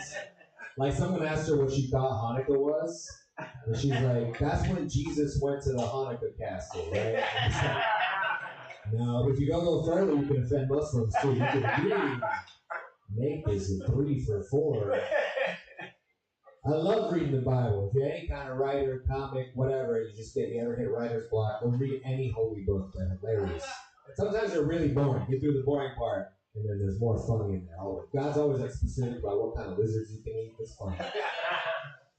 They talk about jacking off in the Old Testament. It's just one specific line. You've probably heard about it. God doesn't like it, but only because he doesn't like that you spill your seed. Which is like, you know, that's an old school way of saying jacking off, but it also might just be literal. It might just be like, don't jerk off right onto the ground. Because Judea, back in the day, it didn't rain a lot, but it was muggy as hell, boy. It was just all over the floor. You know what I'm saying? Pop!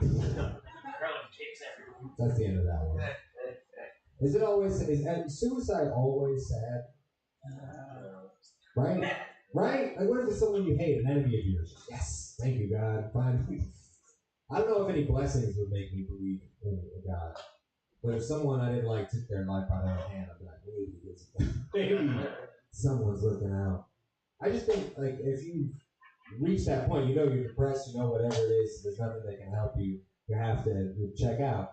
That's not necessarily sad. It's only sad if you let us know it's a suicide. Do the work, you know? Figure out I'm going to go skydiving and just not pull that chute, you know? The skydive instructor's like, pull your chute. You're like, what? I love you. And then no one has that weird, like, oh, I just talked to him 3 weeks ago. I should. They make it about themselves. You know, like, oh, I should have asked how he's doing. Nobody does that about your parachute jack. They just go, man, Ricky died doing what he loved.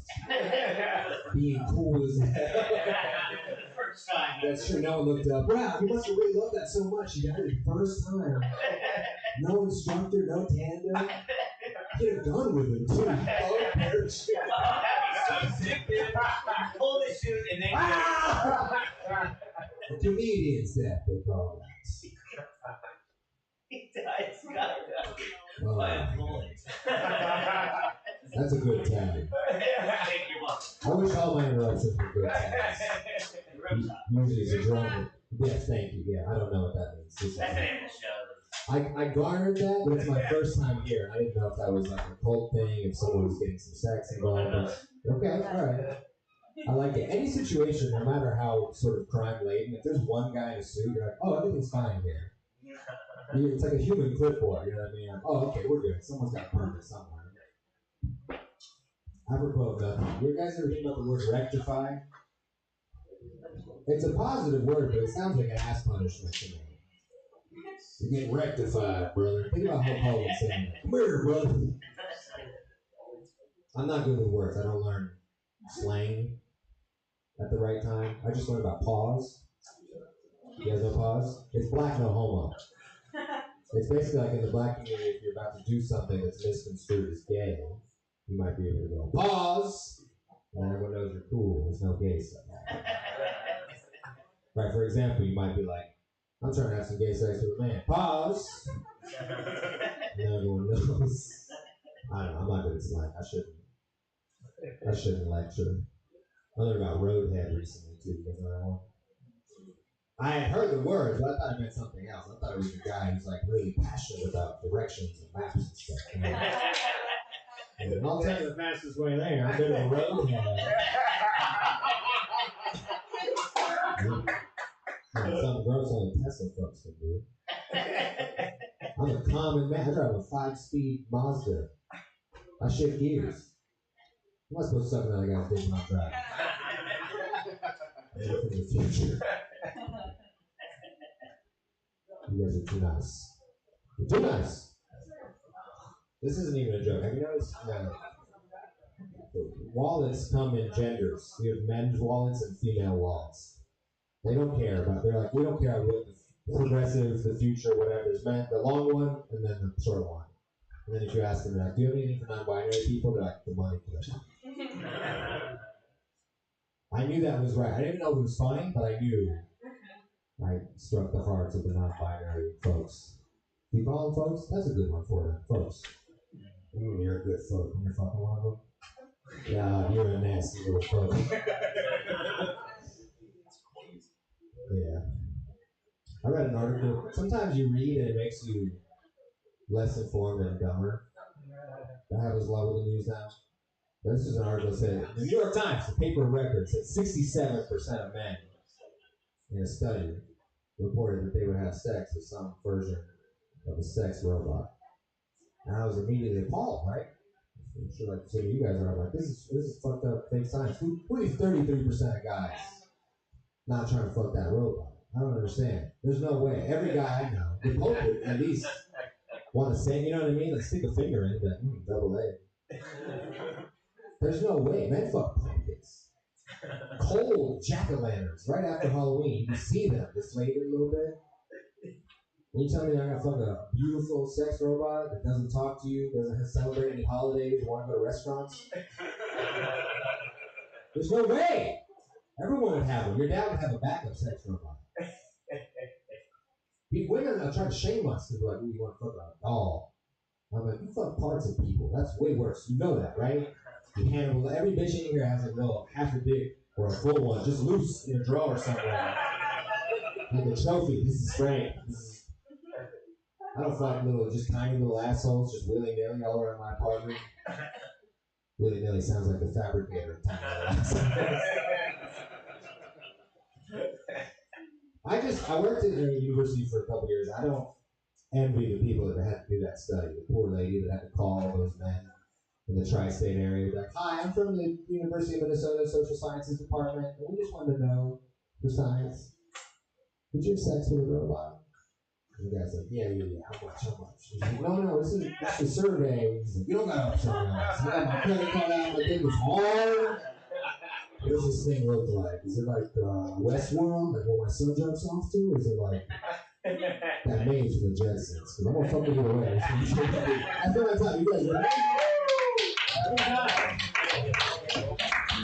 Good one, dude. I'm going to say this Saturday night, huh?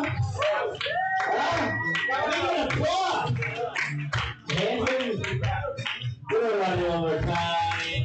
Everyone's fun. It's really packed in here, huh?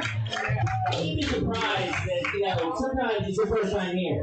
Believe it or not, no matter what the list looks like, this lasts every week till 4 in the morning.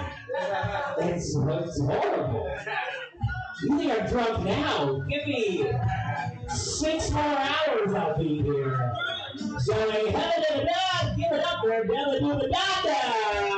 Give it everybody one more time. We're going to say very much for their parents, everybody.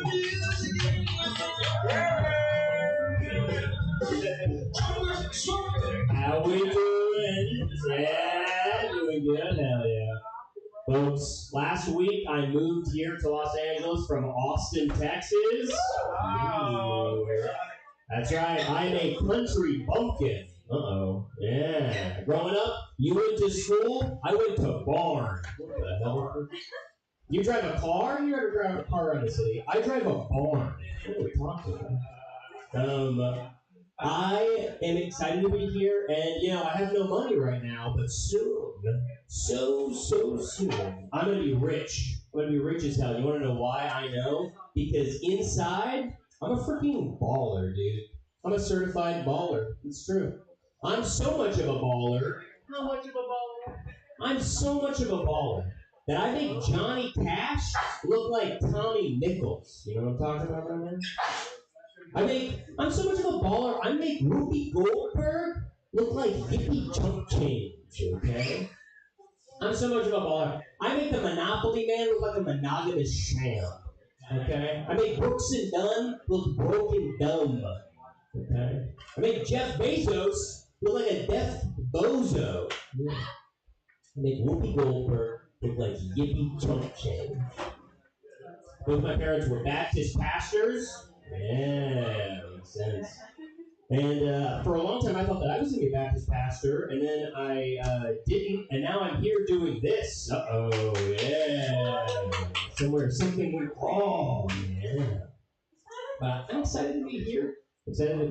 I'll have you know, this is maybe TMI, but last year, I was a sperm donor. Hell yeah. I was a sperm donor. I donated a lot of sperm. And they do a lot of tests when you're a sperm donor. They test your blood, make sure that you're fit to breed, And they did one test, and a nurse talked to me about the test, and the nurse was a man. Hell yeah. We can do anything, boys. And this nurse, he talked to me and he said, hey, we did a test on your genetics, and you are a recessive carrier for a gene that is completely true. The gene is called inside-out baby disease.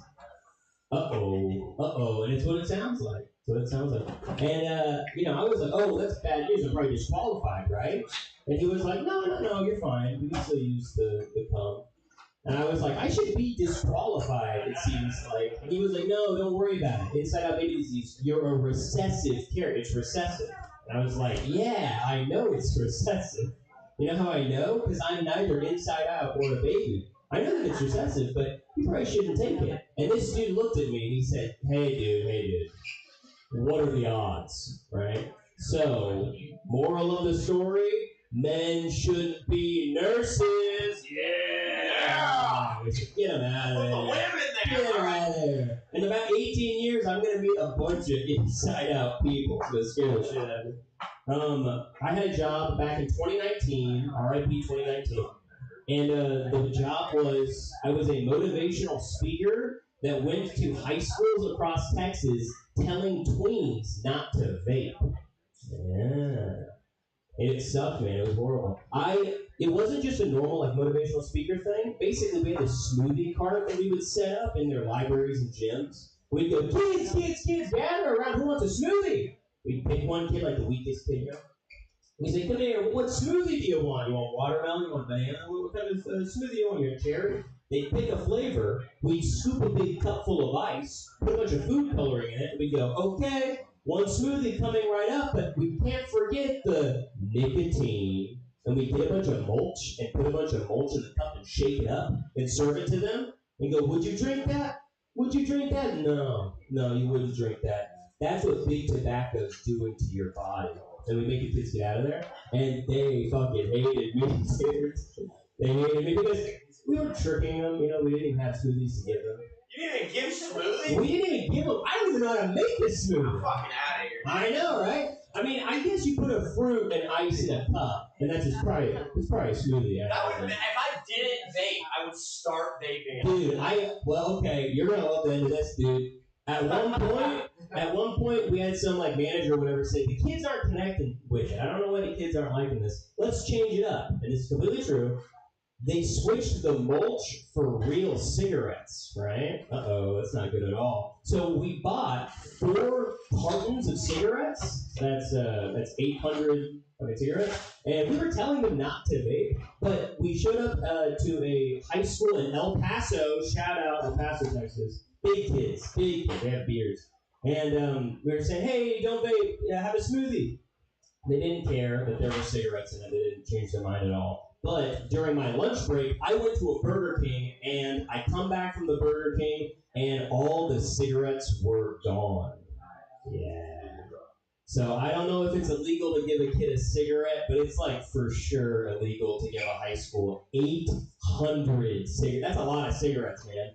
And I'm like freaking out. I'm like, oh, this is bad news. I mean, we came here getting them to not vape, but now they're going to start smoking cigarettes immediately. What do we do, man? What do we do? I talked to my coworker, Shep, R.I.P. Shep, still alive. But I'm like, Shep, what do we do? Shep said, play dumb. Play dumb. You have no clue what the cigarettes are. It's no big deal. So we do the rest of the day. I'm like extra paranoid. I'm like looking at all the kids, trying to see which one looks cool, you know? And then we get to the end of the day. I get in my car immediately. I drive away. I get a phone call from my boss. You don't like to see it. I let it go to voicemail. I'm off the clock, you know. She calls again. No, you don't like to see that. I pick it up and I say, hey, look, it's a big misunderstanding. Yeah, nothing even happened. She interrupts me. She goes, Garrett, this is serious. There's this thing called COVID-19. We're going to have to take 2 weeks off from work, and I never went back to that fucking job, okay? So if you ever want to give a high school 800 cigarettes, just do it right during 2020. Folks. You see all these bears driving trains? Yeah? You see all these bears driving trains? Panda Express? What the hell? What the hell? Polar Express? What the hell is going on with all these? What's next? Yogi Express? I got a secret. You gotta be cool with it. I peed my pants the other day. Yeah. Peed my pants. Guilty as charged. Not my fault though. Thought it was a fart. You know what I'm talking about. Yeah. Your father was a fart? I thought it was a fart. My father wasn't a fart. He was a Baptist. Life's crazy, dude. First time I ever did stand-up comedy, I was 18, and I went to a dive bar where a bunch of people fucking hated my vibe, you know? I went on stage, and I told my first joke ever, which in retrospect, certified banger, okay? I walked to the stage and went, hey, folks. Recently, the YMCA has changed their name to the Y. Well, you're making the song a lot shorter. It's fun to stay at the wide and we're done. The guy in the front row said, fuck you. And I bowed a little bit. You've been much better than that. Goodbye, folks. I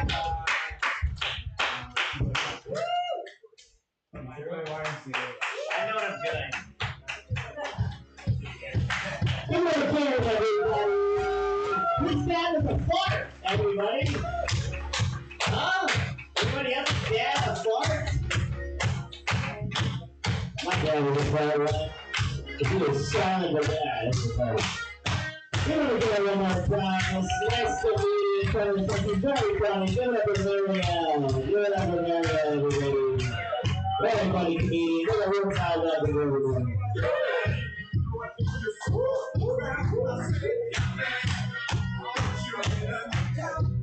What's up, guys?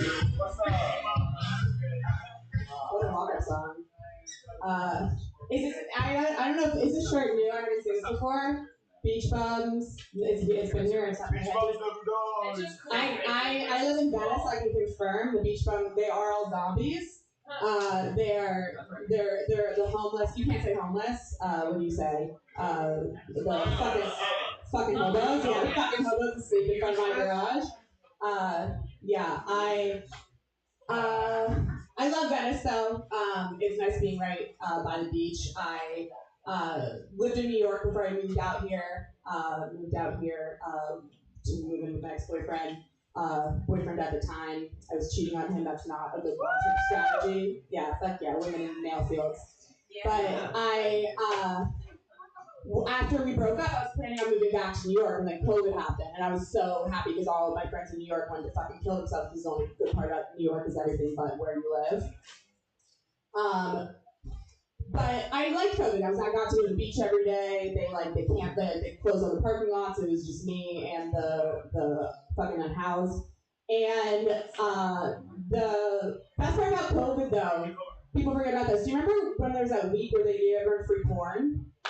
At the very beginning, do you guys remember that? It was like no one knew what was going on. We're like Lysoling our groceries, and Pornhub's like, hey, maybe we can just masturbate away this global pandemic. That was very technical. We'll talk about that enough. Maybe the most united we were as a not even nation, a globe. I think I watch too much porn. Honestly, I have a lot of free time because I don't work. I don't care for labor. I realized I was watching too much porn because I started to learn Russian. Pick up a little check. Here we go. You're on Duolingo. It's like no, just spankbang.com. Your girl is proficient. My favorite part about porn, one of the things I love about porn, honestly, is just the titles of them. Because people get creative, right? Like the spooks. You know, like the puns they try to do, like Grand Theft Anal, The Jizzard of Oz. I saw Womb Raiders the other day, and I was like, I'm intrigued. I want that guy in an open mic. I will need to get a job at some point, but I'm just trying to figure out how to get as much passive income as I can in the meantime. Like my latest ploy, like I'm trying to get hit by a Waymo. Because, that's gonna cash out, yeah, you too.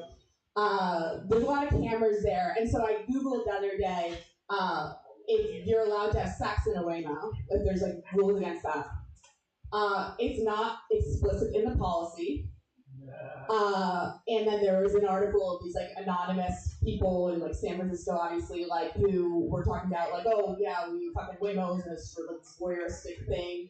And I was like, I gave a blowjob in a taxi cab when I was 22. There's a human being right in front of me. Like, I think if whoever's watching the surveillance footage, like, good for them. That's my right. Let's see. If you can't tell, I am very single. I am dating mostly on an app called Field. Have you guys heard of that? It's a great time because I don't want a boyfriend, right? And so it's a lot easier. There's a lot less to consider. Like I don't care like where you went to school. Like I'm filtering for proximity and girth, and that's like it makes it so much easier. I feel like my roster is in like two camps. There's like the young, super hot idiots, and then like the rich divorced dads, because like you have to diversify. And there's good and bad for both, right? Like the young hot idiots, roommates, rich divorced dads, fucking children. young hot idiots, good stuff, cocaine, rich divorced dads, better cocaine. It's like it's good. The rich divorced dads buy me shit, which is nice. Like I drove here in a car 4 months ago. I lived with him, so see how when he's gonna try to come get that for me. One guy mailed me. We went out once. He sent me a bunch of sex toys unsolicited, which was, I guess, like a move. I never saw him again, but I was appreciative of it because I have I'll bring them with me when I go to other guys' apartments. Because what I've found, which is I'm sure what he intended when he sent them to me. But I found that guys, single guys, will have kind of their own arsenal of sex toys, and that it happens. It's a thing. It's a thing. It is a thing. And I personally, I don't care for the house vibrator. I'm gonna do a BYOB situation every time. I don't know how much that shit's been lost. I do know it's never. I promise. What enough to what's the kinks of the arsenal? Scary. Let's see what else. I talk about being single a lot because all my friends are married, and married people are bored. Yeah. They're a year or two into marriage, so they're at the point where they haven't decided if they're gonna start swinging or just get divorced. And so they're kind of living vicariously through me. I saw my friends the other weekend walk in this party. We're like, Mary, what's up? How's your roster? Have you been in any sex parties? We're at a fucking baby shower. The orgy was very fun. Thank you for asking, but let's relax. Can you get me a drink for this fucking unborn child that's gonna take away my friend? Let's see. What else? I like this mic because it's a good adrenaline rush. Oh yeah, room hot. Sorry. I like it because you walk up to it in a spooky alley. You walk in, it's all dudes. I'm happy there's now some women, or I'd like to say witnesses, because before you guys got here, it was all dudes. I will say though, I'm not too worried about that, just because I don't think combined all these guys would have enough money to get away with my murder. It takes money to cover that shit up. Guy earlier was talking about, and Ashley was talking about paying his murder off over Venmo over years. He has that shit on layaway. My friend had my location. They're gonna find out before that. Let's see what else I have. How much time do I have left? 1 minute. Okay. I was done with this. My friends ask if I get tired of dating, and I don't. I love first dates, honestly, because this room is very hot. But I can tell you, a first date, nobody thinks that you are funnier than a man that hasn't fucked you yet, and that is science. I quote every single time. Thank you guys. Best of the night. Hello, everybody. The room is hot. What? Oh my gosh. We already passed you.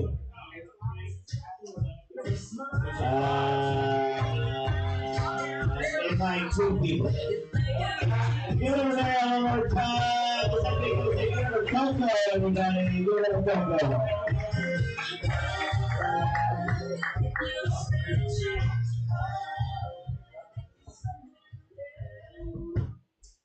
Hey everybody, my name is Coco. First time here. Oh, thanks. And just getting it. Thank you. Wow. Actually, no. Yeah, pause. Good thing. Just getting this off my chest because I have what many people still believe is a mental illness. Some of the symptoms: really moody, promiscuous, and a ton of energy. Well, at the tender age of 13. I was diagnosed with faggot.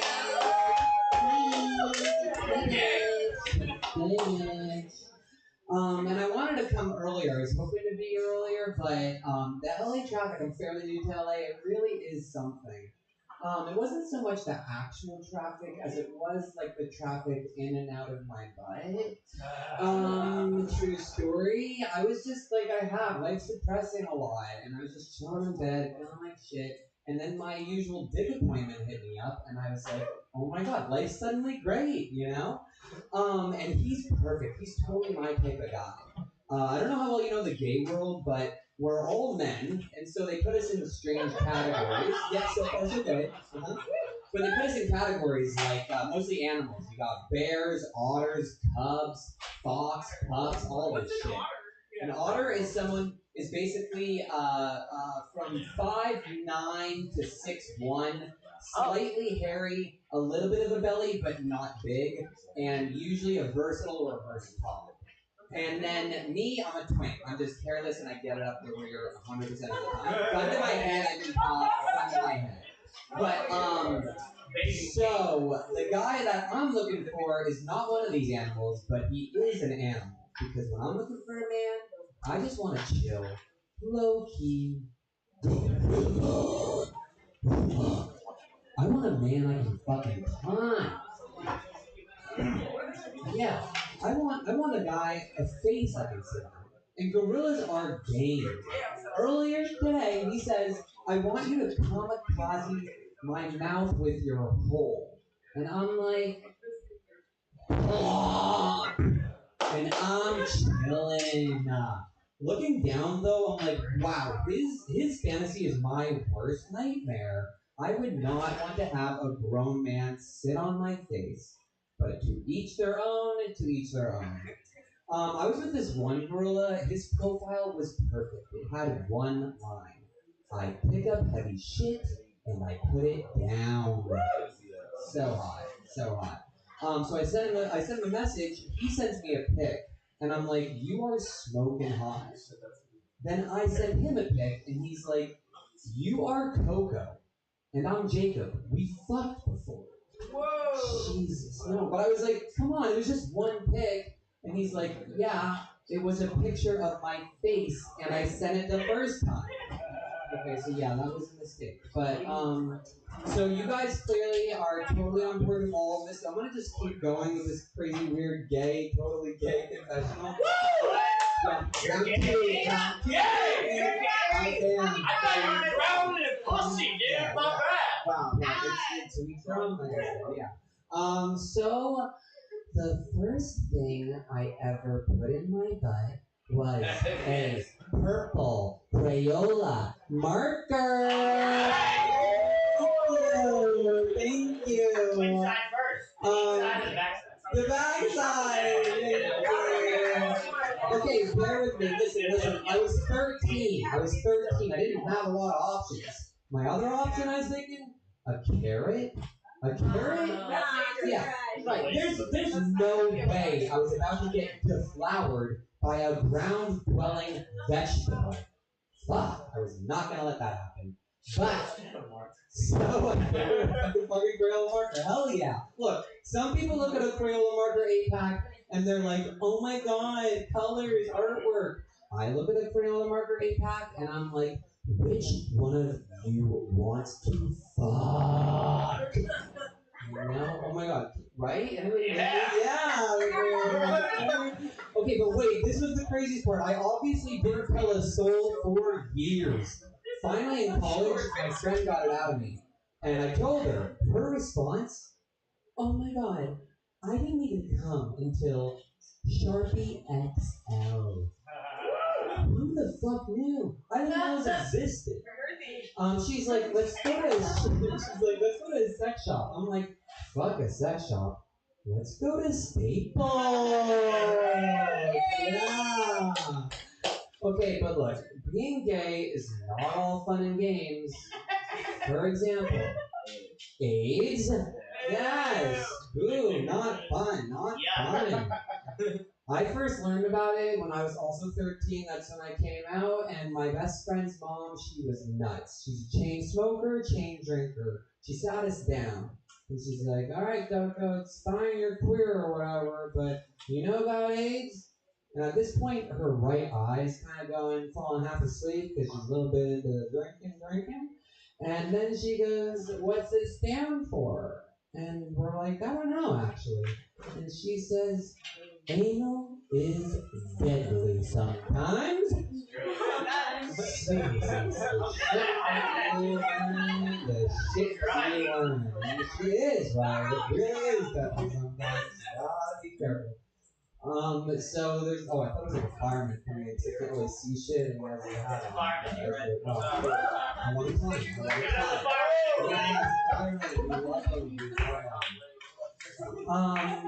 What else do I want to talk about? I didn't write anything down. It's kind of just winging it. Thinking of anything else. It's kind of my minute. I think I'm pretty much good for now. Yeah. Thanks, everybody.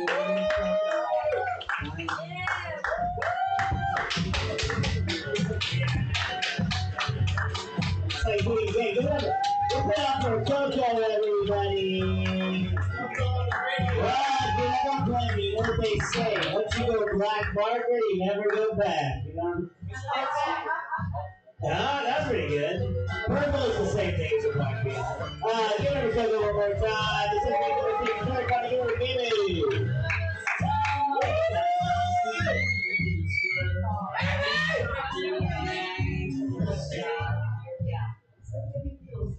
Good evening, everybody. How are you guys doing?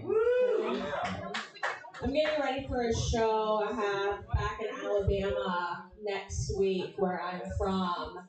And I'm kind of like having a hard time like writing honest material because I can't tell the crowd that last fall the mayor of my hometown's married son that I grew up with was on a business trip to LA and tried to fuck me and my 65-year-old aunt. But not at the same time, thank God. Okay, I'm gonna do some man-hating, sorry. Yeah, exactly. This is for all the ladies. You know what? Men have one thing. They do have the audacity. A few months ago, I hooked up with this Navy SEAL down in San Diego. Super hot, like the whole V thing, tats, long hair, like forward, like that, get veteran, right? And he wrote me this text message a few weeks later because he was like, "I'm really freaky, but I'm just wondering, you know, how freaky are you really?" And I'm like, "Well, just let me know how freaky you are." So he sends this message to me. Do you guys want to hear it? Yeah. He says, "What I think will be really hot is you on all fours on the bed with that juicy ass bouncing while I fuck you in one of your girlfriend's throats. I want to hear you beg to fill your mouth so I can watch you spit in your friend's mouth while I'm fucking you from behind, upside down, smiley face sent from a droid." So I had to out-freak him, and I responded, "What would be even better is if you and one of your homeboys ate my pussy at the same time, like Siamese twins or maybe a two-headed dragon. And then after the two of you make me squirt, spit my cum into each other's mouths. After that, I would suck you both off, but your friend needs to be a little bi because I would stick my fist in his ass so far it's nearly 3/4 of the way to my elbow. Who's the fucking freak now, bitch?" The man that sent me that first text message has a dick that's 2 3/4 inches, okay? The Taliban should have killed him. All men with micro penises really should just think about becoming trans, but just inverting that shit and making like tiny pussies, you know? Like, I'm no stranger to a man in uniform, okay? Like, my ex-husband was a West Point Army officer, and after that, I was with the New York City cop, and I learned the only good cops are on Paw Patrol. I used to think that ACAB meant all cops are boyfriends. I was recently looking through some old emails from my ex-husband when he was in Afghanistan for some material. And back in the day, I would send my husband nudes like any good wife would, okay? And he sent me a PowerPoint on how my nudes could be better. Like, this is actually online. I did like a whole TikTok about it. I mean, I'm a beautiful woman. He should never forget that, just like 9/11. The Taliban should have killed him too. Okay. So my name is Miriam, but I go by Mimi. Miriam is Jewish and Muslim, just like Gaza. But I'm Southern Baptist, and that's worse because it's still anti-Semitic. Okay, that's a new one. See, I am working on my Alabama jokes. Yeah. Oh God. Well, what else? What else is going on? Yeah, I love how comics, they get up on stage and they talk about how their families are like so crazy, and they're usually the most lovely people sitting up front, just being so supportive. They're usually Nepo babies, right? You guys know the type, I really have crazy parents, okay? Last fall, my mom showed up to my comedy show dressed as a wizard here in LA. Okay, I hadn't seen her in 10 years. Yeah, I think she was going for Jesus, but if she tried that now, ICE would probably get her. My parents like to embarrass me. My father, he wasn't around when I was a kid, but he recently got married for the 5th time. Yeah, but this time was to a man. Yeah, my dad. Yeah, I'm a step poppy.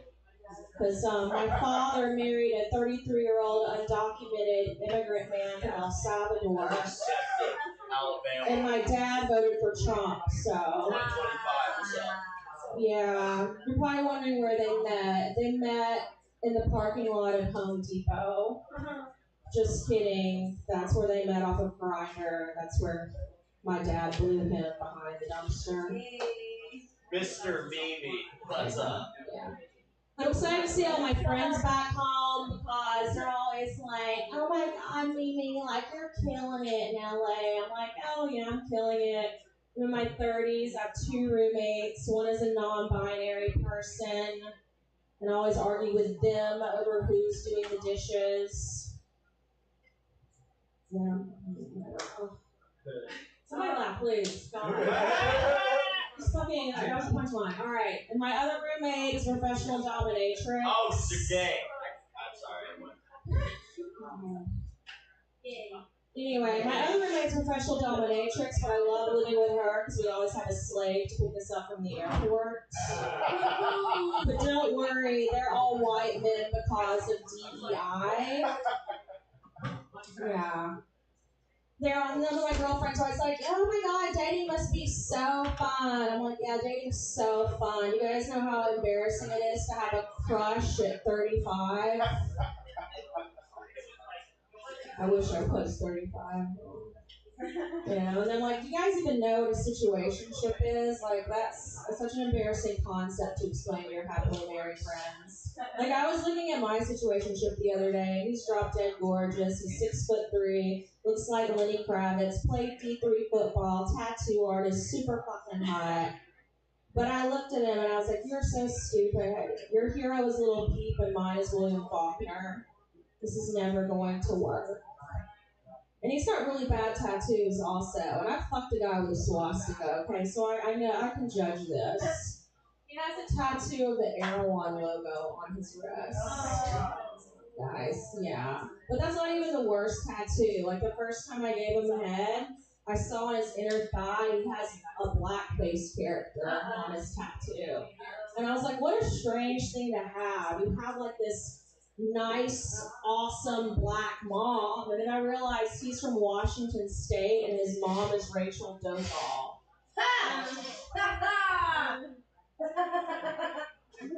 What else I want to say? All my new stuff isn't fleshed out yet for the show. What else is there? Oh yeah. Yeah, this is kind of some tea though. Like I'm not seeing that guy anymore. We're still friends, and I have a lot of like really hot trans girlfriends.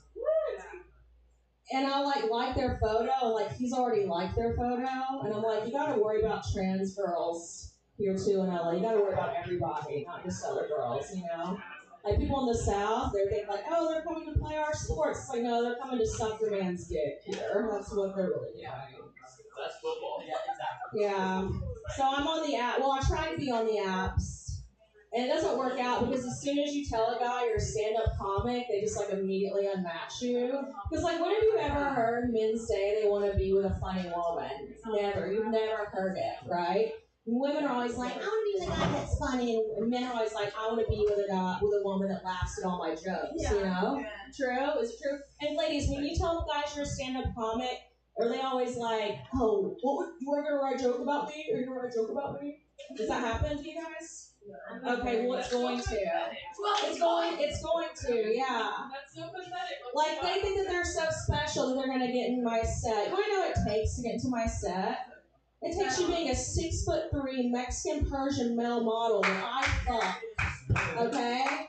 It takes that. And it takes you standing up, jacking off, taking your semen and putting it through your hair while I just stare at you. That's what this guy did. You gotta do something like that to get into my set, okay? I guess there's something about Mimi. Oh, thank you.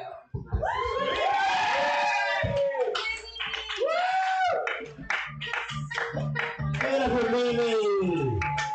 I guess you can see me in her next set. You know what I'm saying? You know what I'm saying? You'll see me, a 6'3" Persian Mexican guy who's shaving hobby and having color in my hair. That's me. I'm 6'3" Persian and Mexican. Good on me, one more time. That's me for the stage. Very good. Look at him, TV. Hand her another level TV.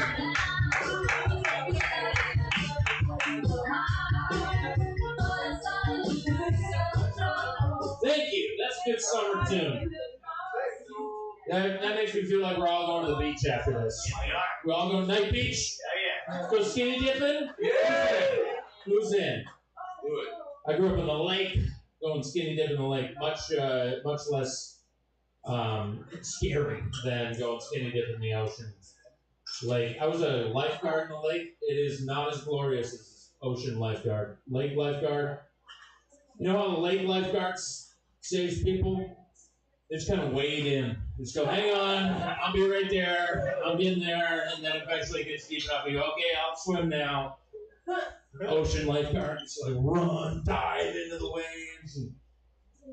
And lake pussy is not what you think it's gonna be. Lake pussy is not good pussy. You think low tide is bad? Take a lake in August. Those women need to shower, and there's never showers at the lakes. You can't even rinse the pussy off. Anywho, I was thinking about this today. Comedy, because nobody told me when I started doing comedy that, oh, by the way, every once in a while, there might be some fucking crazy violence. You might see like a guy get attacked, or somebody rush the stage, or like two audience members start fucking brawling.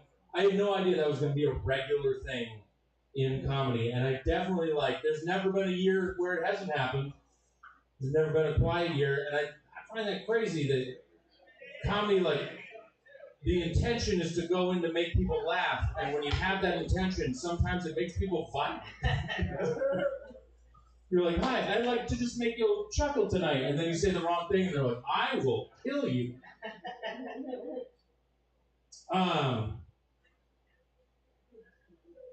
Packed a Zyn before coming up here. Been doing that. Thank you. I'm a nicotine by night guy. Anybody else? I do 0 nicotine during the day, and second sun goes down, boom, packing the Zyns, smoking cigs. I think I've actually fucked up my body where if I put a Zyn in during the day, I'm like, yeah, and then the second the sun goes down, I'm like, I've been doing it too, packing Zyns before I jerk off. Been doing that, yeah. I pull the foreskin back, put a Zyn in there, and then just go to town. You know what I'm saying?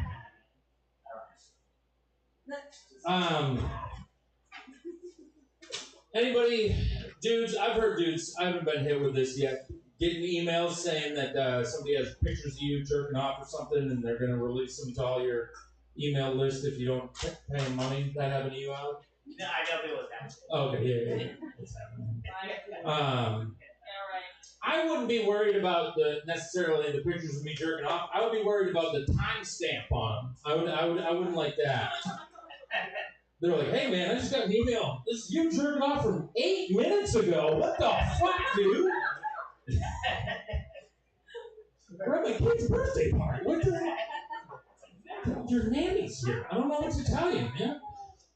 We've been in a room together for 10 minutes. How did you do that? A lot of people are upset by the deportations, family separations. I think one thing you don't realize is a lot of these dudes that are being deported are being reunited with the families they abandoned when they came here, okay? A lot of families are actually being put back together, okay? Sure, dad's gone, but Poppy's home, you know?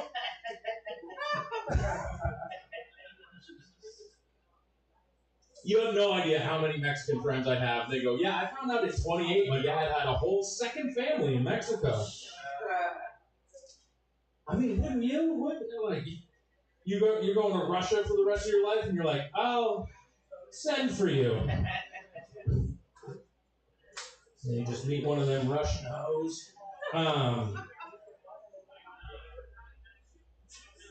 many people here, okay, first off, I had this thought the other day. You ever, like, pick a booger, and it's like, way up there, and you feel it, like, pull, like, almost like it pulled the back of your brain? Yeah, it's such a good feeling. And then you take that first breath, and you're like, I have so much more nose now. Is that how black people feel breathing all the time? Jokes. But no, some people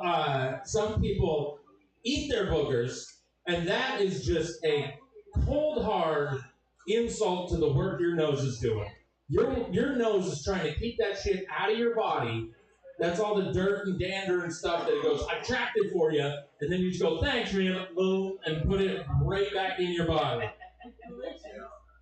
Oh, no.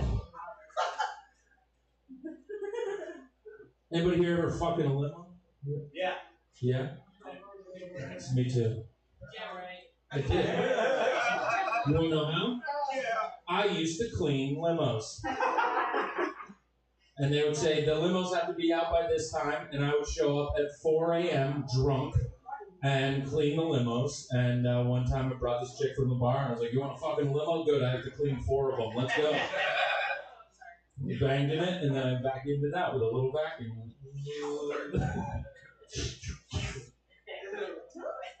No, I made her swallow it the way you do when you're on the company's clock. You know what I'm saying? You can't leave any evidence behind when you're fucking at the job. Nobody here fucks at the job. All right, bunch of lamos here. Oh, yeah. You fucked at the job. You sell clothes on Venice Beach. You fucking work, dude. He's at work right now. You're like, quick, between the sweatshirts. No one be surprised.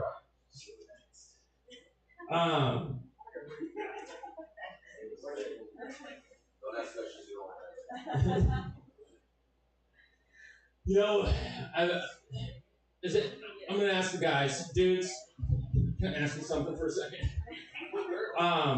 And ladies, if you've ever done this, have you ever shamed a guy for not knowing the names of the parts of a vagina?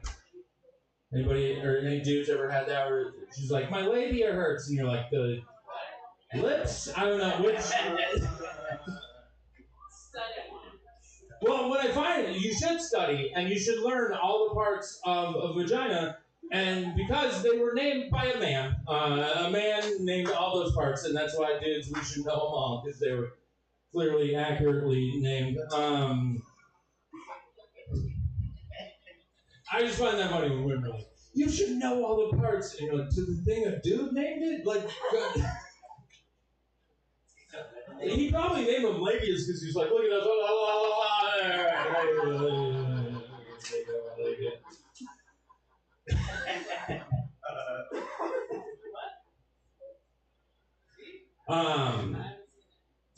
A labia? Oh. Anybody else walk around the streets autistic? Anybody do that? No eye contact? Just walking, somebody yells your name, oh no, fuck it. Yeah, okay, thank you. Right? We all try to avoid people, even people you see that you know on the streets. If you're not planning on seeing somebody during your day and you see them in a store or something, do you avoid them? Just completely avoid them? And then they go, hey, Andrew! What's up, dude? And then you just go, this is going to end awkwardly. And then you talk for 2 minutes and you go, we could have avoided this. You know what? I might just be autistic. And maybe that's what it is. Ladies, you love true crime? Any ladies in here love true crime stuff? Watch the podcast, listen to the documentaries. Ladies love true crime until you bring up JFK. Then they don't want to hear about it. And they're like, it's a president. I think that's why. You say a president got shot, and they hear president, and they go, wait, it wasn't a woman. And that's why we're going to change the narrative. If you want them to be into it, don't say a president got assassinated. Say, have you heard about the limo with the widow? She ends up holding her husband's brains. Now they're in the... Get in on this one. I used to be, as a younger man, I was a tits man. Now I'm an ass man. Because I fucked them both, and one is way better, dude. One is way better, man. Damn right. You come in tits. Can't kiss her.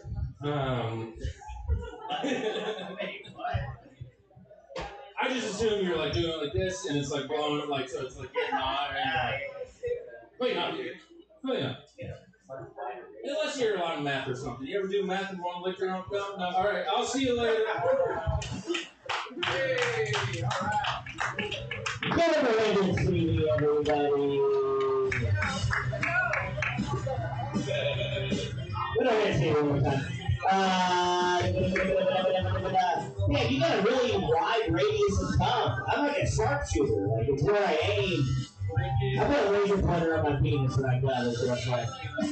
Give it a hand and see me one more time. So we come and say, everybody, give it a big one for the guy, Jordan.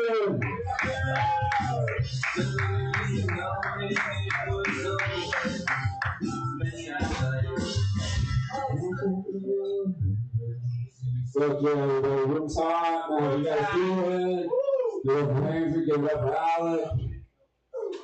So, I'm gonna be honest, I fucked most of my ex-girlfriends at multiple of my jobs. One of them was in college. It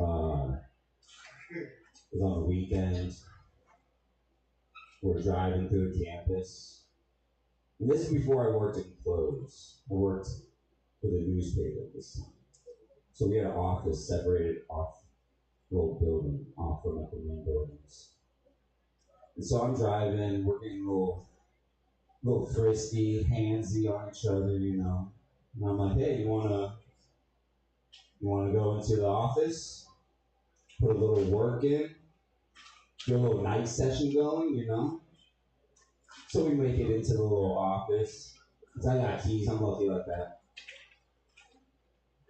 We start hooking up on my desk. You know, we share, it's like a community, open space. So everyone has their own desk, and we're hooking up there, you know. We're having a great time. We finished. We leave. Remember, I said this is on the weekend. I have to come back to work on Monday. And as I'm showing back up on Monday, though, everyone's there kind of standing around like it's a crime scene. You know? And I'm like, yo, what's going on? Like, Jordan, someone came in and fucked in the office. I'm like, what? What do you mean? Look, they left the fucking condom in the trash can. I'm like, what? It looked like the OJ scene, man. The glove was left at the scene. Oh my God. Why would they do that? And I said, look, I was like, here, I'll put it on. Glove doesn't fit. Glove doesn't fit. Wasn't me. Wasn't me, so. Got away with that one. True. True. It was great. Another time was actually at a shop, but that's for another time. Yeah, sex in public places is fun. I'm not gonna lie to you guys.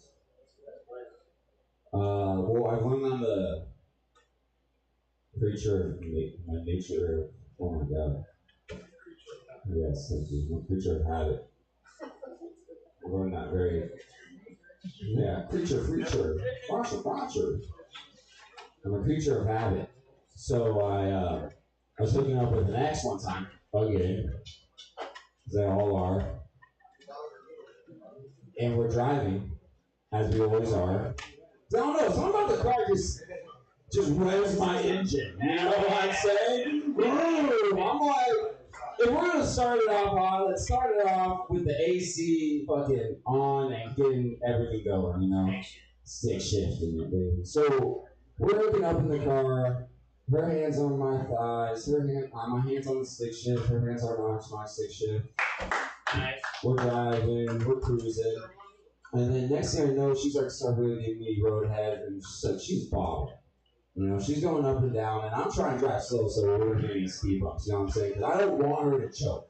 You know what I'm saying? Like, I don't have a big dick, but I feel like if I hit the wrong speed bump while driving, it could, you know, it could hit something I don't want to hurt. So, I end up just taking a hard right, another left, pulling over real quick, taking a stop, and we start doing our business. We're freaking in the car, small little Toyota Camry, you know, it's not their space. I'm 6 foot, you know, so we're working. All right, Mr. T-Move, fucking Santee Alley necklace chain. Fake ass diamond necklace. Come on, man. You're not even 5'7". Are you 6 foot? Yeah, I'm 6 foot. We measured it already. It was 5'10" exactly. 5'10" my ass. Do we have a tape measure? We don't have a tape measure. Grab the tape measure. Measure me.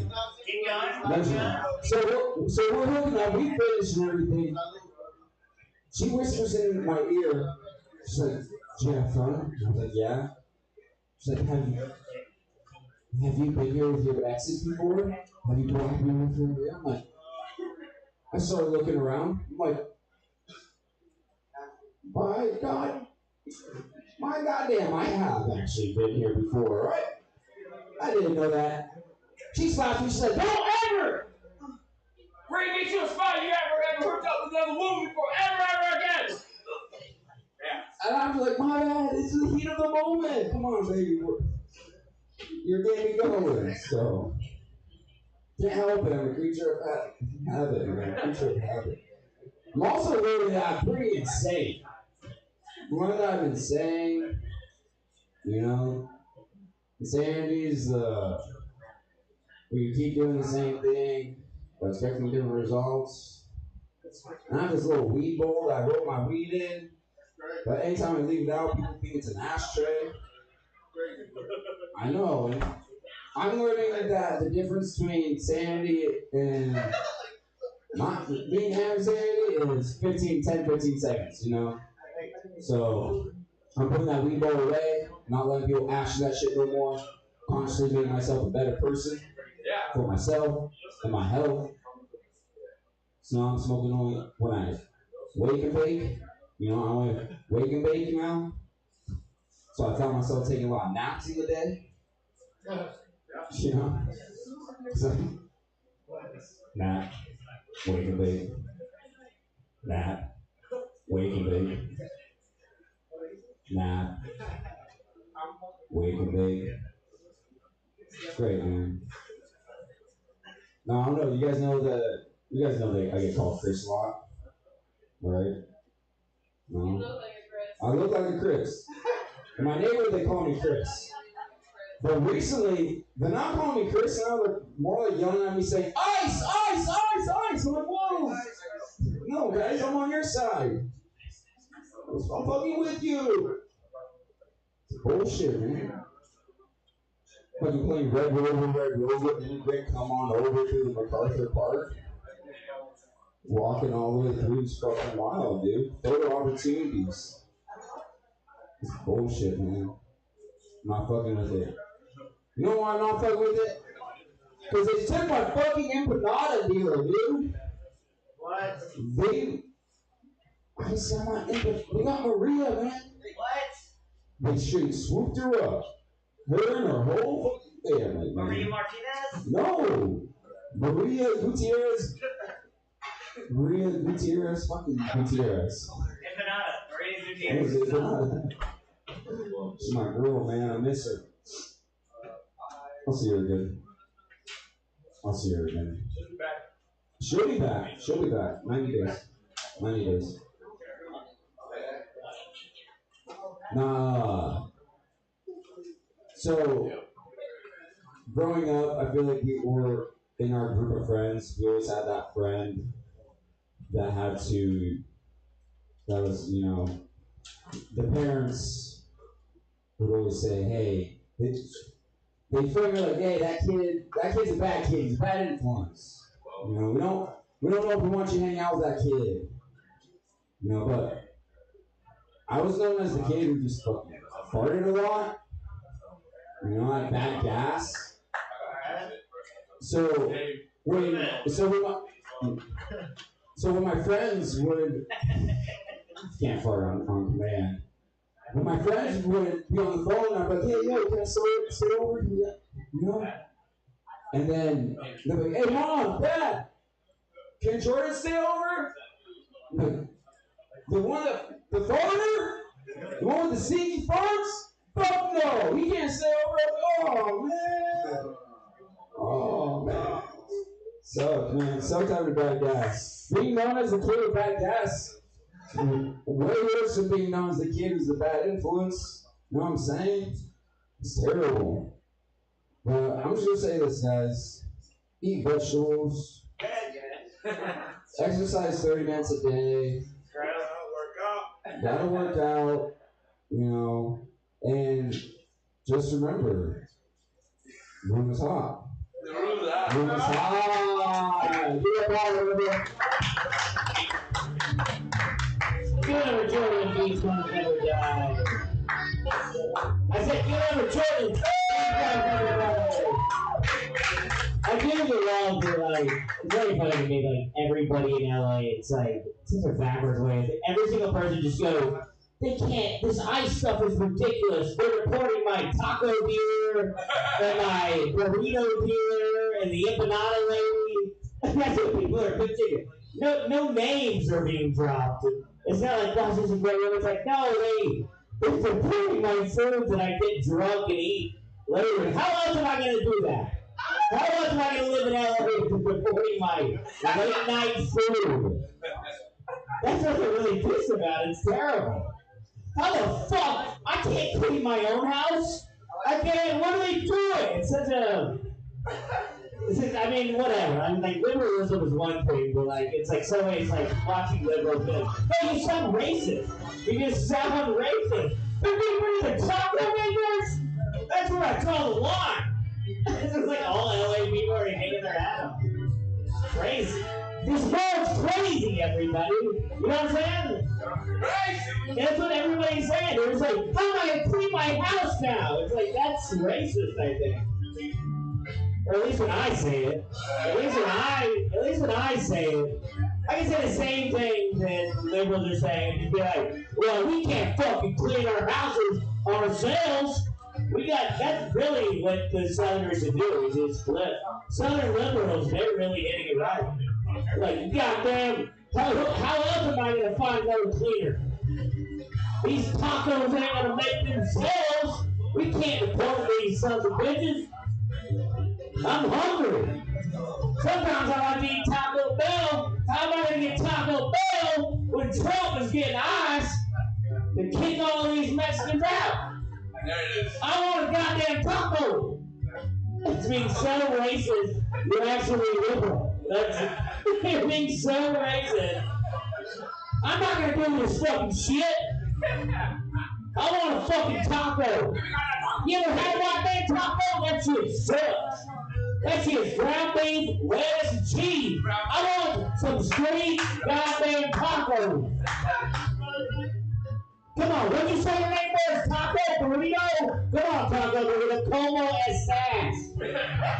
Come on. We're going to keep you here. You're going to keep cleaning my house and making me quesadillas.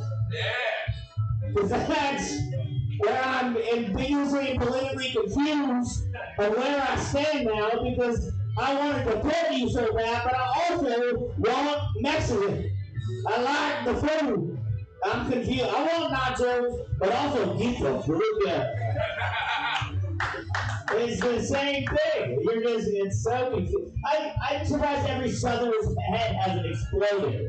They're just like, oh, I won't do shit, but god damn it, they need to get it. But also, nachos are pretty cool. Anyway, that's my take. Get him, Jordan. Since we can see, he's very funny. Get him a big round, everybody.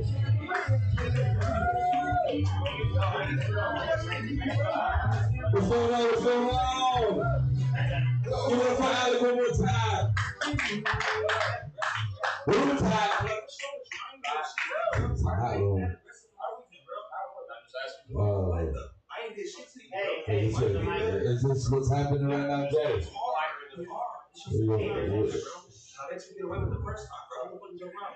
So this is happening. Should I JR this like WWE? Papa Dog has a chair, Jay. He has a chair, Jay. Son of a bitch, brother.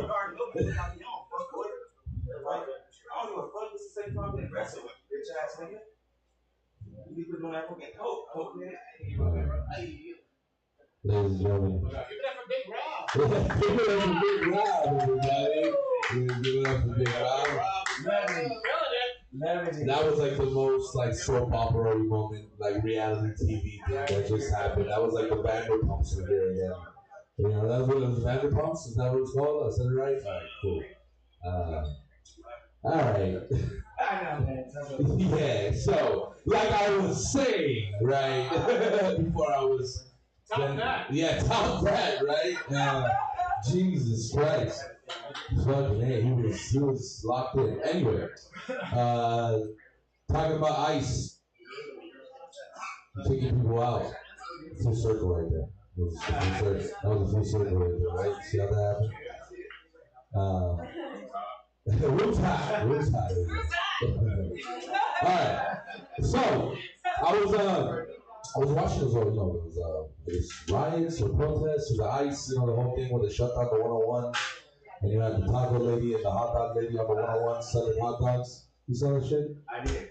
The chick was taking phone orders in the middle of the 101 by Alvarado and just cooking up dogs, those downtown dirty dogs. And you want to get rid of that person? That's dedication. That's commitment. You know what I'm saying? That's America right there at its finest. You know what I'm saying? And then they fucked up those Waymos. You know the Waymos are self-driving cars. Yeah, everyone's talking about it. Everyone has an idea about it, an opinion about it, and I'm just like, I honestly like it. You know what I mean? Because the Armenian in me is hoping I get into a car accident, right? Because that's gonna be so much money coming my way, because my neck, my back, my lawyer, it's the whole thing, right? That's the Armenian side of me. But then the whole side, the drunk side of me loves a silent car ride. I don't want a chatty Uber driver, right? So the Wayne I think is a great idea for that. Just sit in the car, just from every destination, quiet, perfect. But then I got to thinking, right? What if they had a fucking setting that you could do when you pick the Wayne? To have a chatty driver, right? Like you have different options. Like you have Mohammed that was a chemical engineer in this country, but now he's driving Uber, right? So you have that conversation on the way home, and you just say to AI, because it's AI, you can do fucking anything at this point, right? Just the best Arabic. Habibi, I was doctor, chemical engineer, master red degree. I drive Uber now. You know what I mean? Just have that conversation. Or my other favorite, the rising musician, right? Some type of musician, rapper, or something, right? And you just hear, hey, you want to hear my song? You follow me on SoundCloud. You know what I mean? Just talk about the music industry and stuff. I think that would be a cool thing. But then, whatever you pick, that's it. That's what you get. So you gotta say, you set it and you forget it. You know what I mean? And you get that setting. I think that would be a cool idea also. So jokes in progress, people are working out over there, right? It's jokes in progress, right? We're working out. But yeah. Been doing this whole lose the weight thing, right? Trying to get healthy. Everyone doing the healthy thing, eating healthy. Y'all do that? Y'all tried that? I think it's the biggest. Did you just hello, Davis drink nothing and just come sit down and expect no one to see that? You just, who are you faking? Me? Because I was going this way and you went that way. So you got me. The combine's in a couple of weeks, so I'm just saying. You might want to get your ticket in, right? Let's see what's your 40-yard dash, huh? That's you do 40, huh? You don't know? You got talent, kid. You got it, kid. You got talent. Whatever it is, you got it. You're doing great. But yeah, man, I think eating healthy is the biggest scam in all of adulthood. I really do. Like the other day, I went and got a square salad, right? $20 fucking. 4 bites in, and I was like, did I just pay to eat someone's front lawn?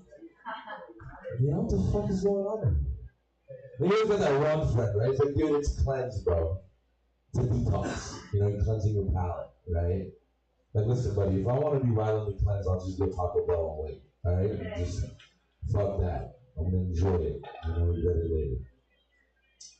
But trying to eat healthy, trying to be healthy, trying to look good, dating weight. What my single people at?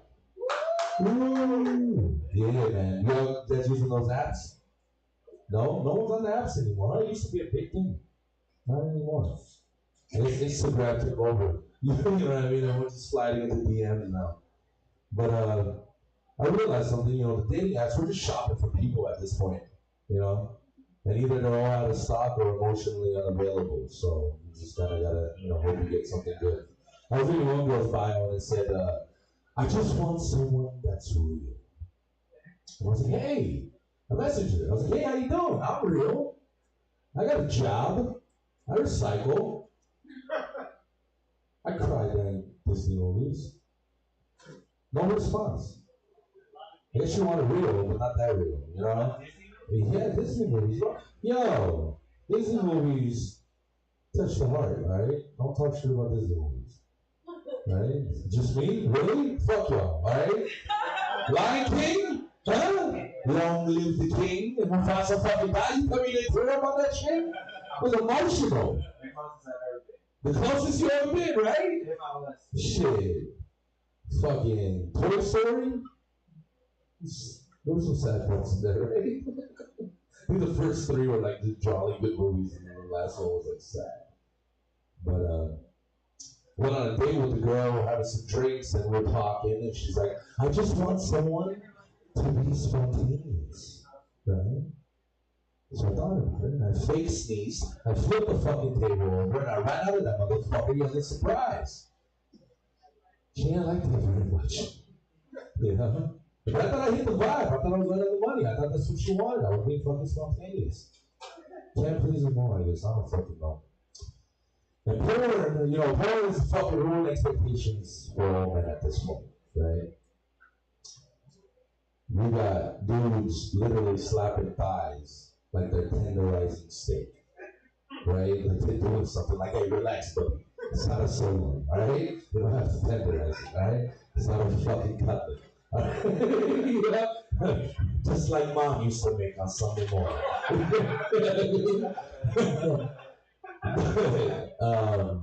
And sex, modern day sex is changed. Like, it ain't lovemaking anymore, right? It's just a collaboration on a group project where no one reads the fucking instructions, right?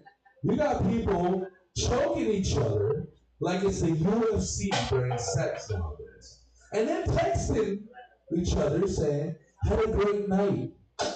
Kissy face. Like it was a casual brunch or dinner or something like that, And ladies, don't even get me started. Right, you with all your gizmos and gadgets. What ladies you talking to?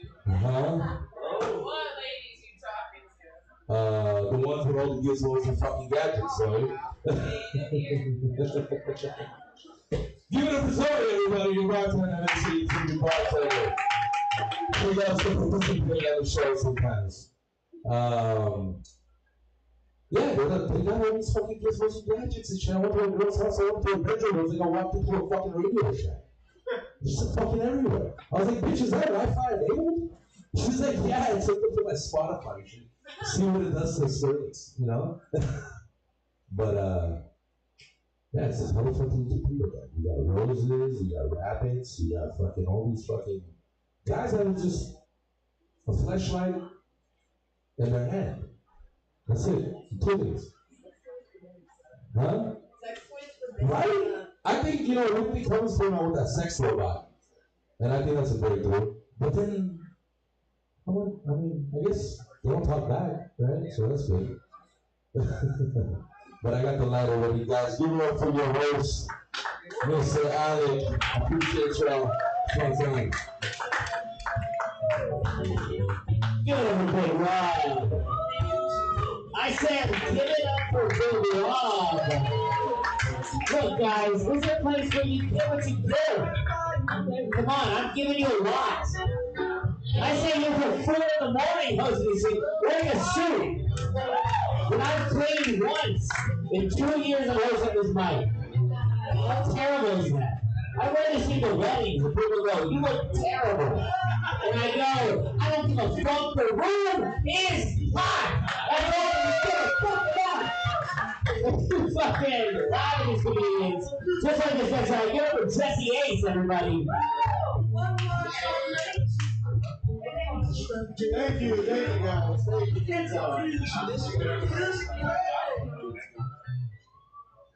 Hey, give it up for your host one more time, ladies and gentlemen.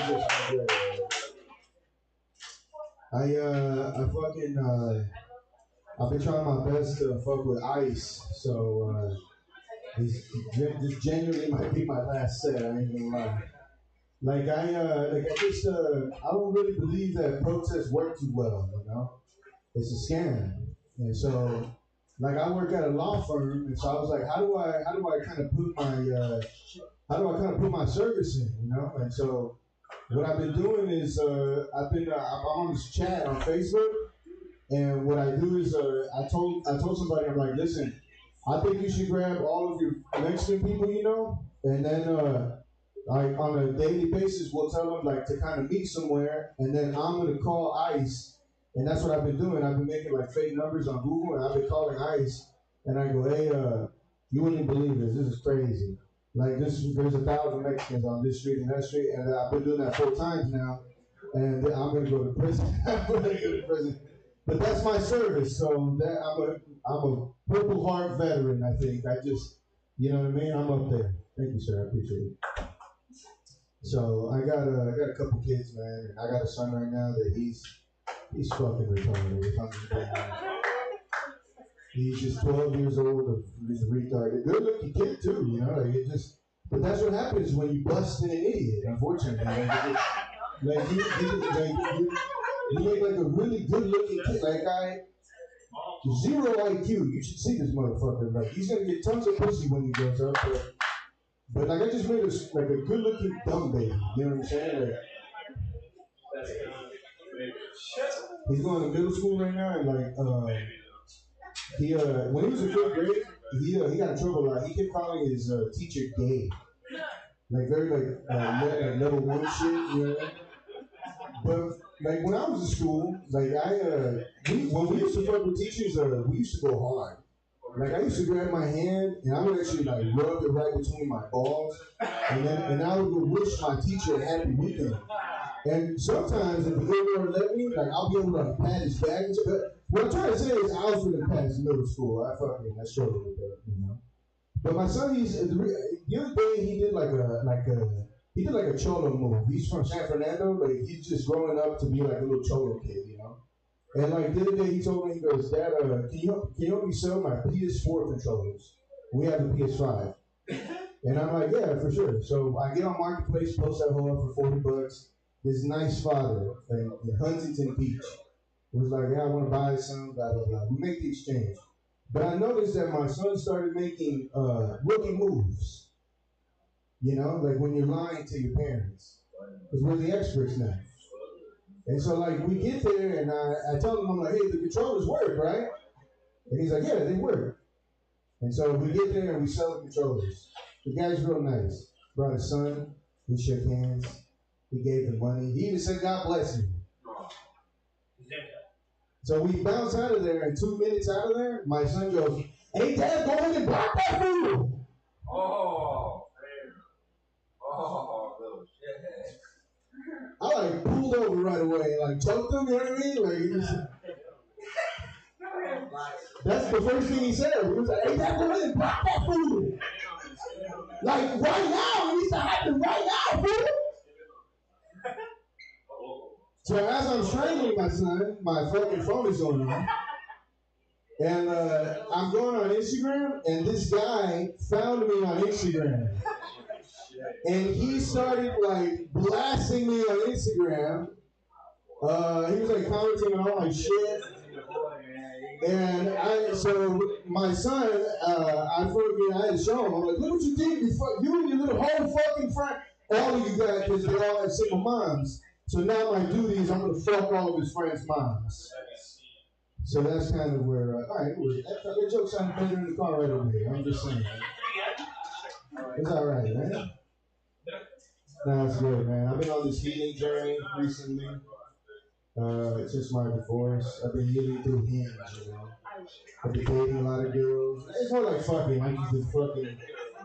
I've been on a disgusting tear lately. It's been horrible. And we're just getting, to be honest, we're just getting jacked in the box and then I put them sideways, you know what I'm saying? But I gotta get the small petite chicks because I don't got enough dick for most of them, so I gotta get the small. Alright, you guys don't have that problem apparently? You guys are all conquerors, huh? You guys are all Nephilim giants apparently. You guys know what a Nephilim giant is? Alright.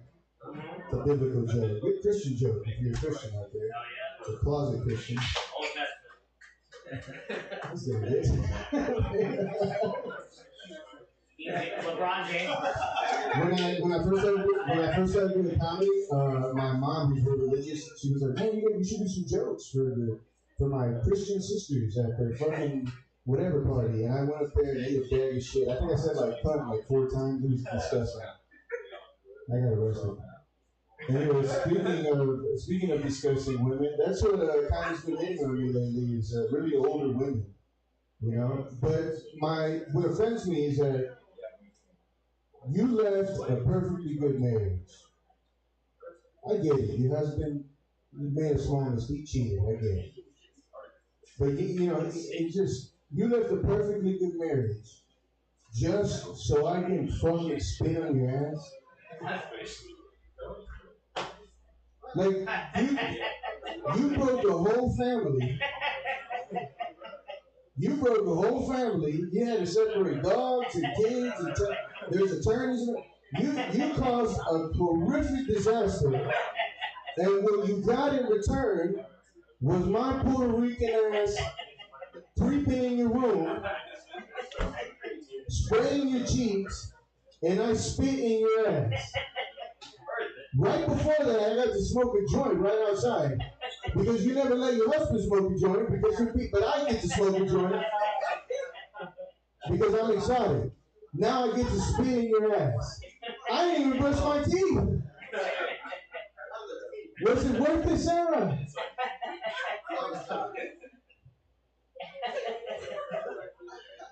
And they want to get treated like princesses too. It's the weirdest shit. Like, you're 48, you want to get treated like a princess. Get the fuck out of here. We're putting you sideways, Sarah. We're just gonna. That's exactly where we're going. I'm just saying. Oh, you're disgusting, Jesse. That's usually what I get. But that's what happens when you marry a chola from Pacoima and she decides to leave you out of the 12 year marriage. What do you want to do? You become a professional gaslighter. And now all of these husbands are just intertwining wives. Like, it's just like a weird type of interbreeding. It's just, we're all intertwining wives. Like, these women think they're getting a good man, but you're just getting the fucked up version of me. That's the hardest head I've ever seen. You're just getting the fucked up version of me, and once again, I'm not washing your car. Of course I might tell you that. You really thought the gym membership works for my license plate, bitch. It doesn't work for yours. I lied the whole time. Anyways, I ain't mad. I'm just talking shit here. But somebody's talking shit about men, and I was like, why do you guys always rip men? You know? Anyways, I've been writing some good shit. Let me see, what else? Oh, fuck. I'm also on the field dating app. I don't really got nothing for that, really, except I'm just meeting a lot of trans and like fat white bitches that just want to, just. That's all. Anyways, man, I think I'm gonna leave it at that. All my shit's gone. That's gonna be my time. Thank you so much. My name's Fresh Lady. Give it up for Jesse Ace, everybody. I said give it up for Jesse Ace, everybody. Quit making me feel like I'm like the principal at a school, right? Give it up for Jesse Ace and not to beat myself. Good morning. I said good morning. Actually, you know what? Right now, if everybody want to do it, let's give Jesse Ace a standing applause. 1, 2, 3. Give a standing ovation, everybody. Give it up for Jesse Ace. You're clapping for yourself, and you give yourself a standing ovation. This guy's gonna kill himself. He hates himself. Literally, I'm gonna give himself a standing ovation. What a jerk. Give it up to Jesse one more time. Somebody come to say he's right, but go over to Dominic, everybody. Go over to Dominic.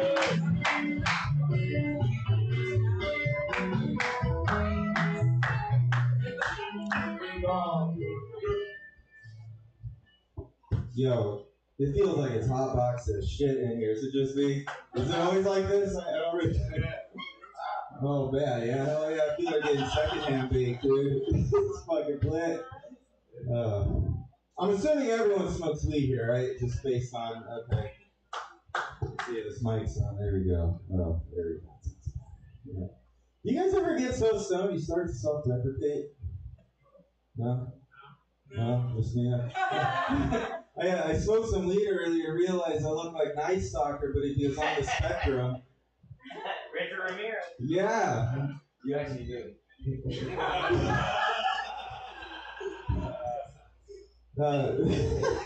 You look like worse Night Stalker. Yeah. It's funny because I live at a hostel too, so you can imagine what my dating life is like out here. I mean, I can't go on a date on the end of the night and be like, hey girl, you want to go to my hostel? Yeah, she would run, right? Now if she said yes, I would run. That's fucking crazy. But since I've been trying to move out, I'm moving out here now, so I've been job applying, and at the hostel I'm at, I met this girl from Spain the other week, and well, we went on this date. We like kind of briefly talked, and then we hit it off on Instagram, and she wanted to go to dinner, but I was like, fuck, I gotta apply for this job. So how can I go on a date and get a job? So I took her to this place called Chiba Hut in North Hollywood. I don't know if you know what that is. You guys know what that is? You know, yeah. Okay, well, let's go. It's just a stoner-based deli. And they sell like nut-sized sandwiches. It's lit. And Kool-Aid on tap. So I took her there. Well, I didn't realize there was a strong language barrier because we were talking Insta the whole time, right? And with my Fisher-Price Spanish, I couldn't keep up with hers. So I failed. Didn't even work. She ate her fucking pretzel nuggets and then beat me in 4 games of Uno. And then she was like, okay, I'm ready to go. And that was it. She went back to Spain the next day and followed me. But guess what? I got an interview with that job tomorrow. So kind of worked. Thank you. I thought I would get a bigger applause, but thank you. Thank you. Thank you. Still going to be broke, but there's free food, okay? It's part of the perks. No, I went silent. Do you guys skate at all? Does anyone skateboard? No, I see a skateboard here. I don't. Is that yours? No. So you guys do still skate? You guys probably know what this is. Yeah, I've been skating since I was 8. When I attempted my first flip trick, I did a credit card. You know what that is. I'm sure you know what that is. So you definitely know what that is. Well, for those of you who don't, it's usually when you attempt to flip the skateboard and it stands up and it goes right up your ATM. It goes up your ass, folks. That's what it does. And then essentially it gets rejected just like a debit card that has no money on it. So essentially it broke off. That's yeah, see?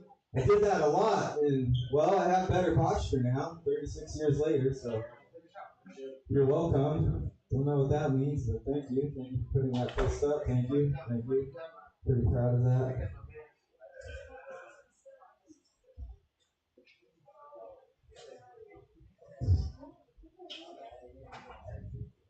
Earlier today, when I was walking around doing my daily little activities, again, searching for other interviews, I ended up smoking this joint and getting really stoned and met this couple from Indiana that also bought a joint from a dispensary. I know, well, dude.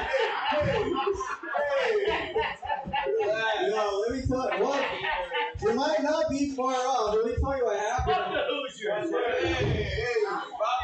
Bobby Knight can survive. Well, so we're going to this gas station because the guy's girlfriend wanted some water. We get to the Shell gas station. He's like, wow, this is like one of those Japanese gas stations. I caught the next Uber out of that gas station and never talked to him again. But I was like, damn, is that really what Indiana is? Like, I just think Shell is made by Japanese people? I was fucking wild. I was like, damn. And I thought Stranger Things was a weird ass show. That shit was real life. Fucking. Yes, Indiana's alright, I guess. I don't know.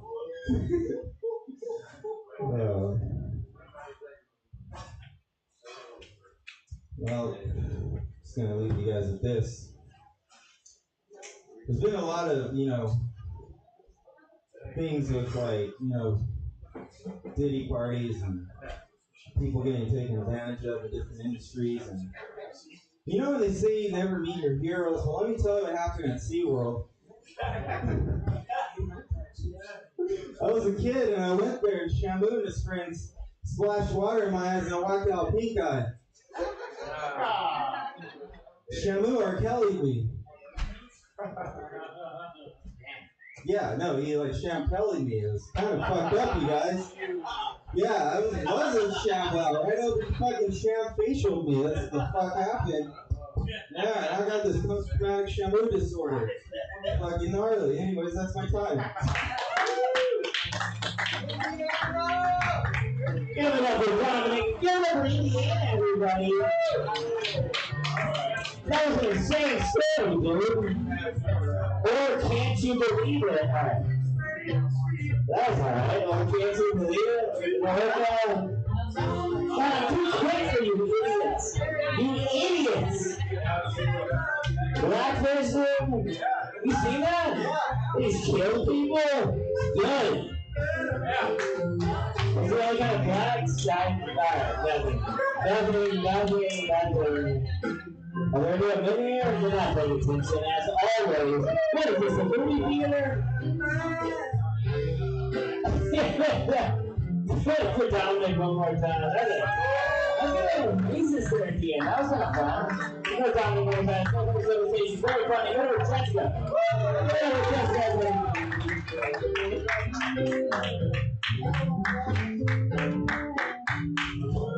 What's up, guys? Alright, we're going to see an elephant in the room. Yes, I'm wearing a very sexy orthopedic shoe. Not because it's sexy, but because, well, also that. But there's a reason that, my toe was broken. There's a reason that foot jobs are not a thing. I was just trying to stand out on peak fire, but I could really stand out. Thank you.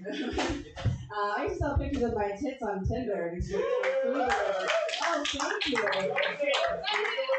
I wish I was joking, Alec. I'm not. It's a real thing. In my Tinder bio, I laid out my terms and conditions. Will sell tit pics for a quesadilla. I was banned for solicitation, if you can believe that. Very rude. I know. Thank you. It was in the pandemic. I was quarantined with no kitchen for a month, and I was just trying to eat dinner. That was my genius solution. Woman in STEM, But I was banned for solicitation. I signed up for feetfinder.com. Do you know what feetfinder.com is? Yeah. Yeah, it's great. Thank you. Well, if you don't, you all do, I think, but it's for buying and selling feet pics.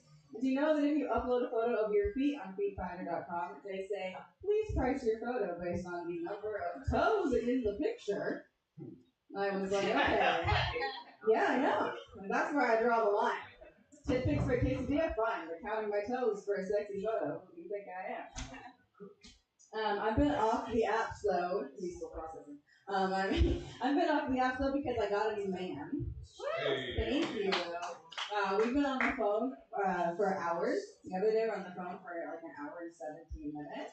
I know. He doesn't say much. He just sits and plays his music.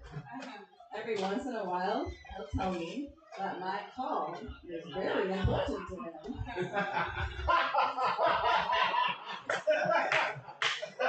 I have the same man. I know. He doesn't talk a lot. Yeah, my new man is in Los Angeles, County Department of Civil Services. He's pretty popular. I had to call him because he cut off my health insurance without telling me, which I needed because I broke my toe using a foot job. So that's all that. I really also have hostel material because I work in a hostel. Do we know what a hostel is? Yeah. The one I work at is more in the pod hostel concept. A pod, instead of a bunker, we have pods, which is like if Erewhon makes problems. And then put them in the kitchen. And I sleep in one of them like a 3D vampire bat. But working in a hostel is interesting. I speak 2 different languages. Anybody else?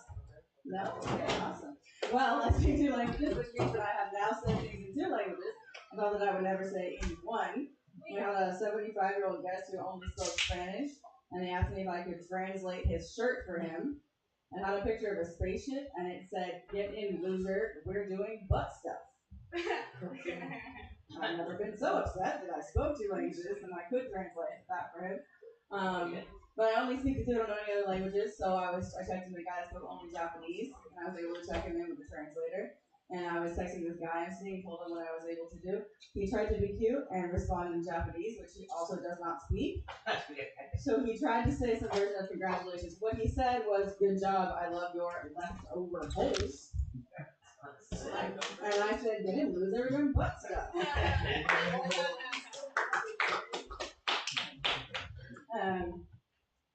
I don't drive. Anybody else know how to drive? No. Not relatable. So I take the bus all the time, and I'm starting to talk like the automated bus voice. And the other day, this guy was going down on me, and he was using his teeth. So I was like, "Oh, requested." He didn't text me back. I cannot imagine why.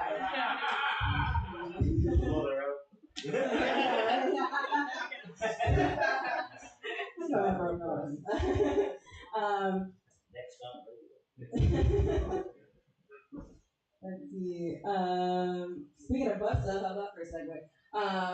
This guy on Bumble one time asked me if I would peg him on Christmas Eve. Right? I was like, "Yeah, it has to be." So on my way over there, the Uber driver was playing the song "Santa Claus is Coming to Town." I was like, "I don't know about Santa Claus, but who is coming tonight is Bryce, 33, miles away." All names have been changed. Text the pegged. That's a real thing that happened when I was living in Vegas. I moved here from Vegas like 7 months ago. Thank you. LA is a lot different from Vegas. People keep asking what my zodiac sign is, which I do not love. Whenever someone is like, "What's your sign?" I'm like, "It's my sign to leave the conversation." Something else crazy happened. I went to a restaurant and ordered a salad. And I'm one of those people, that's not the crazy part, I'm to start buying. I'm one of those people that if something is wrong with my food, you're never gonna know about it. But the lady came by and she was like, "How's everything?" And there was a worm in my salad. So I was like, "There's a worm in my salad, I'm so sorry." And she said, "That's because it's organic." She was like, "I'll give it to you for half off." I was like, "Well, I almost bit half off the worm." So yeah, I guess that works. Real thing. Let's see. Anyone else an overthinker? Yeah. Okay, there we go. You guys overtalking enough.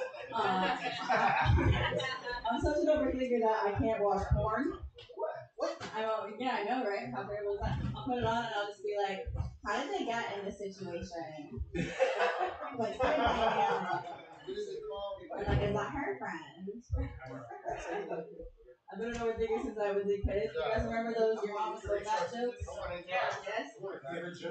When I was a kid, he used to say things like, your mom was so fat she had to go to SeaWorld to get baptized. And I would just be like, how does he know so much about his mother? Yeah, I bad at watching porn. I also would have been a terrible escort. I know that because I used to also have a job when I had to walk across the street and ask strangers for money. I used to work for Greenpeace. I used to work for Greenpeace and I was terrible at it. So the way that I see it, if I couldn't have gotten people on the street to pledge $15 a month to save the polar bears, there's absolutely no way that I could sell this pussy. But thank you so much. My name is Jessica Tamale. Thank you guys.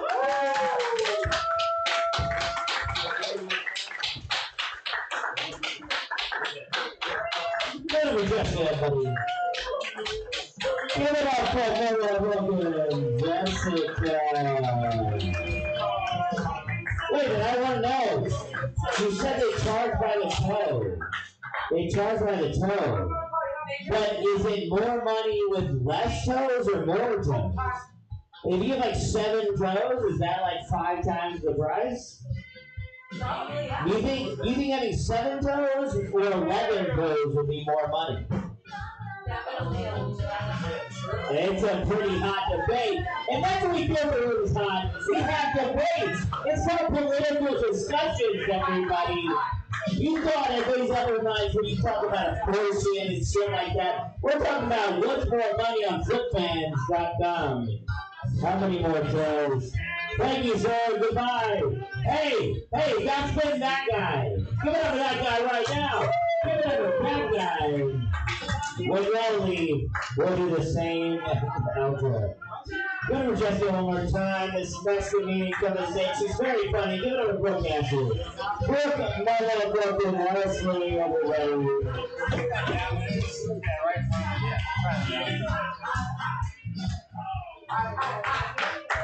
It's crowded. It's been an eventful night. It's been an eventful night. We almost saw a fight during a show. You know what I mean? Homegirl was talking about butt sex. Woo! Butt stuff. There's a difference. Yeah. I'm gonna bite off that. I was talking to a dude too, and I made a joke. You know what I mean? Occasionally I'll say something. I won't say what's leading up to it, but occasionally if we're texting, I'll put a thumb in my butt. You know? Just occasionally. I'm being funny. Like hee hee ha. It's an icebreaker occasionally. You know what I mean? I was talking to this man, he's gonna respond, you first. Like, what? That's not the thumbs up that I remember. Like, what is it, heads up, thumbs up? That's not how I remember playing it. Are you guys, so we doing thumb in the booty? Thumb in the booty? I was saying that to you, but I meant that for the room. I'm sorry. That wasn't aimed at you. Thumb in the booty, dude?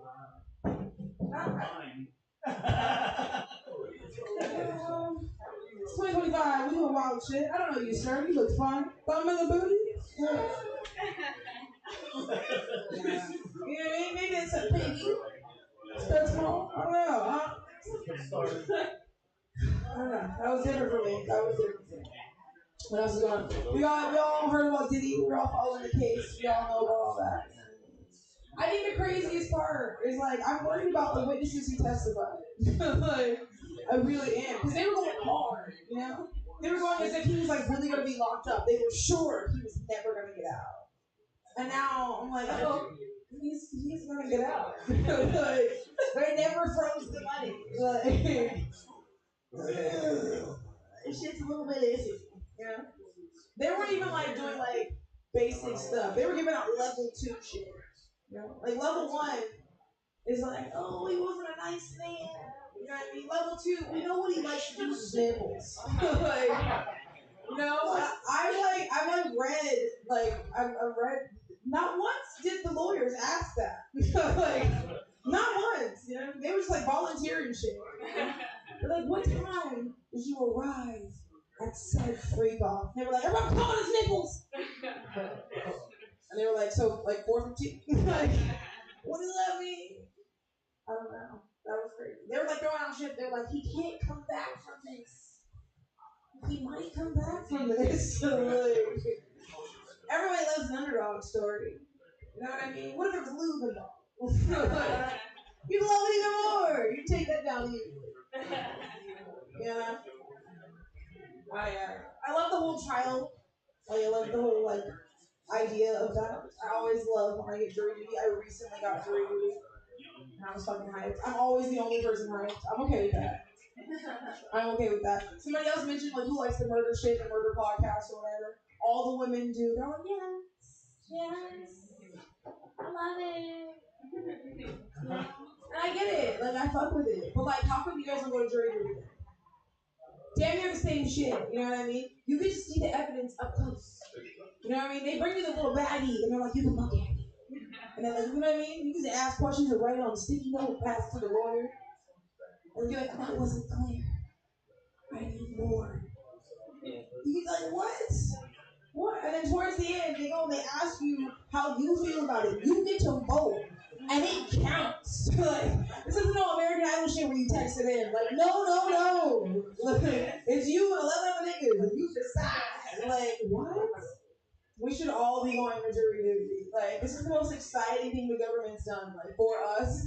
Like, with us in a minute. Like, come on, guys. Like, and then, like, but they're not, I don't know. The lawyers and then, like, the actual judges are corrupt now. Like, it's really up to us. It's really just us. I got deep. Yeah, let's go. Jury duty, bitches. Yeah. I want to see us all there. Okay.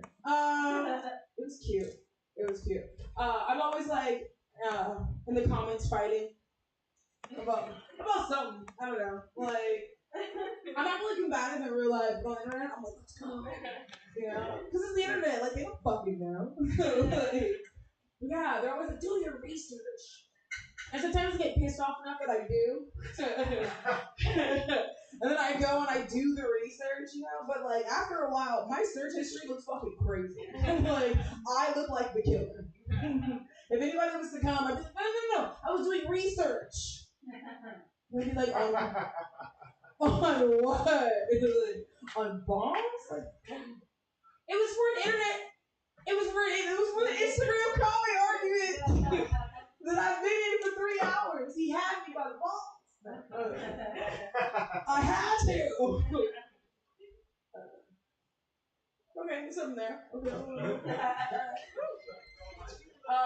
I recently found out that, like, okay, so this cousin that I have that I always thought was like a little off. Like, I just kind of like let go, never really like checked in with him. I checked with him, like, I saw him recently, and he's so fucking hot. He's so fucking hot. And, like, not only is he, like, aesthetically pleasing, like, hot, like, he's, like, so my type. And it sucks, because I'm totally from Alabama. So, like, man, I hate when there's, like, truth with a little bit of stereotype. Like, or, wait, a little bit of truth with a stereotype. Shit. I don't know. He doesn't look like me.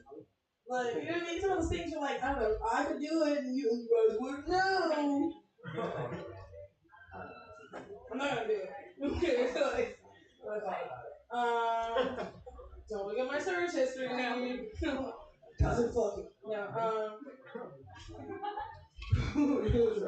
what else? I got a new job recently, and I'm like one of the managers, and like some of like my staff found out that like I'm a comedian, like on the side or whatever. That sucks. Then I found like some of the shit on my YouTube. Like, they'll say it back to me. I'm like, I don't have a rebuttal. I'll be like, yeah, go clean a mirror. Like, and I'm like, yeah, I don't know. I can't. But it's fucking with me at work. I'm like, oh, that sucks. But I'm like, if they're gonna be like this, like, be my breaker then, bitch.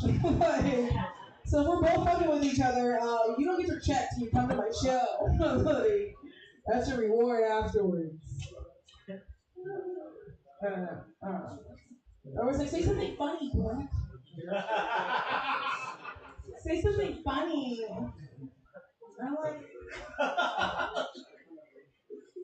have shit. I don't have shit. I'm just like annoyed. Like you can't hit people. Like that's terrible. You can't hit them, especially when they work under you. That's like super abuse.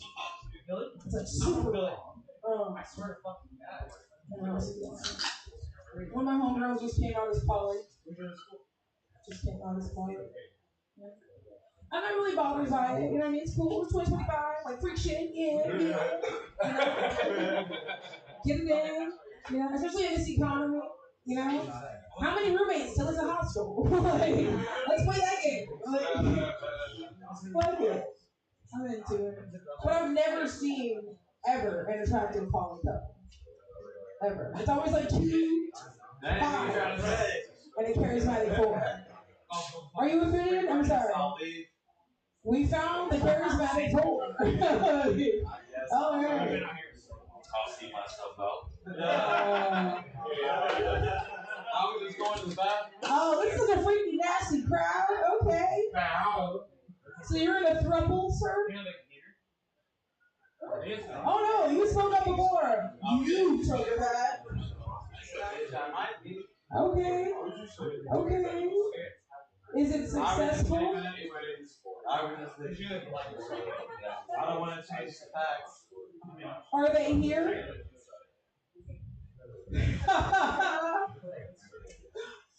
Okay, we'll leave that alone.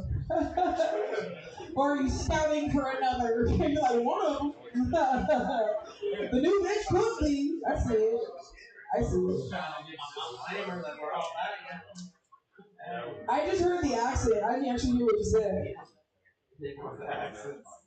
Gotta go. Alright. Okay. We're gonna pivot. I've yet to see a light. I'm gonna keep going. Thank you. Thank you. Thank you. You ever had customer service like so good? You down to fuck? You ever had customer service so good? You down to fuck? No. Yeah. Okay, I went to T-Mobile. No, I went to T-Mobile the other day, and like, there was a line out the door. I was like, yo, my problem is like really, really quick. And the guy who was there, that he was already dealing someone who was pissing him off. So he like, so his like fuck you to that guy was like to just help me, like just like leave him alone and then help me. He like solved my problem. He took like $10 off my bill somehow. I have insurance for like 2 years or 3 years for free. I'm like not paying for it, and I left with a tablet. Like afterwards, I was like, "What's wrong with you all? Like you want that?" No, like no, it was amazing though. It was great. I was like, "Wow, that's how rare it is when you get like amazing customer service." You're like trying to get spread eagle for that shit, like you know. Drop down and bust the eagle on it. All right, everybody, aging yourself. All right, come on, Alex, come on. Well, shake your monkey, shake your monkey. Beautiful dancing, everybody. I've never had anybody tell me to shake my monkey before. But when I get pissed, see guys, that's not shaking your monkey. I go, this is shaking my monkey. So we'll go back one more time. Is everybody having fun? Huh? Is it real hot? Oh my God, look how hot this room is. Jay took off his coat. My God. We gotta get negative with this show. You know why people get negative with this show? Because the room's too damn hot. Damn right. So we're gonna keep this thing going with this next one. It's very fun. You can see the Kingdom Show with Don Barrett. We're back. Stop sitting here later. Give it up for David Moore.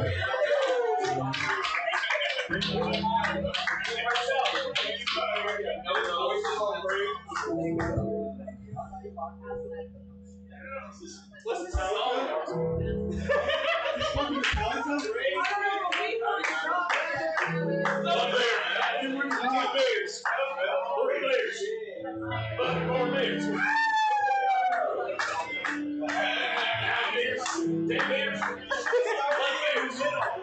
Fuck, 13 beers. I keep playing. Fuck playing. How many beers? 15 beers. How many team times 2? Let's get 30 racks of beers. 30 beers. Get better, get it,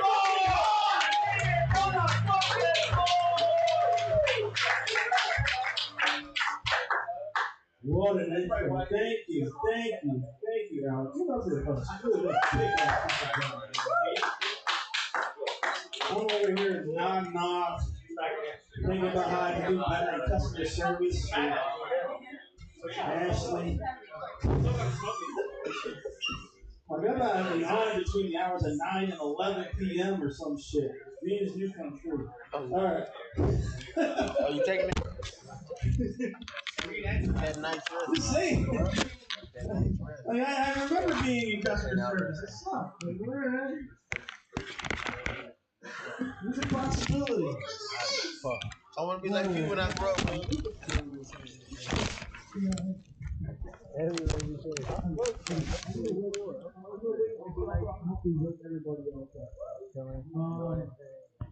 Okay, so you guys know about the green tile, the green tile, We did it. the AKA Puff Daddy, AKA the greasy one, AKA the bigger.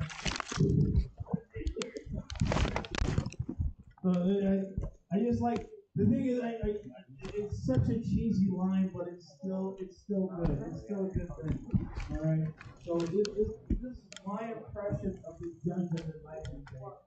All right. I can't. Now we're not.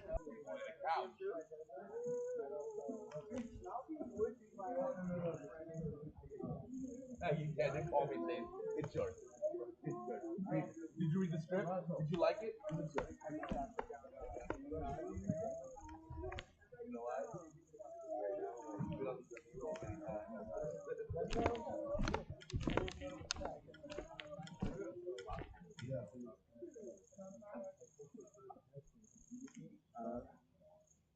Oh, sick. Yeah, the one you were.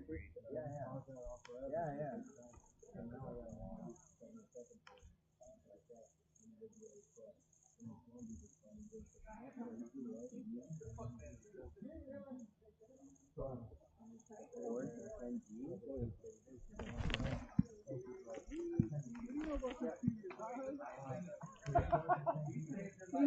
What do you know about computers, dog?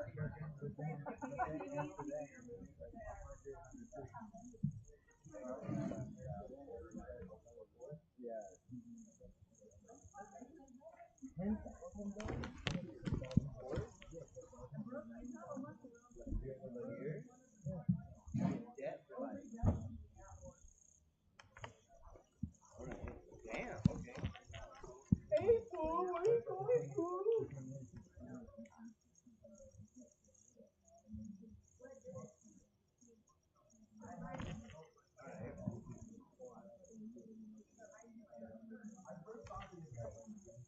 But at a low level position, you think you're going to make money?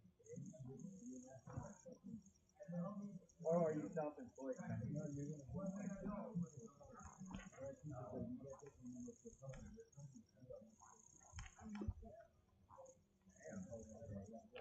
Alright. Are you out of here?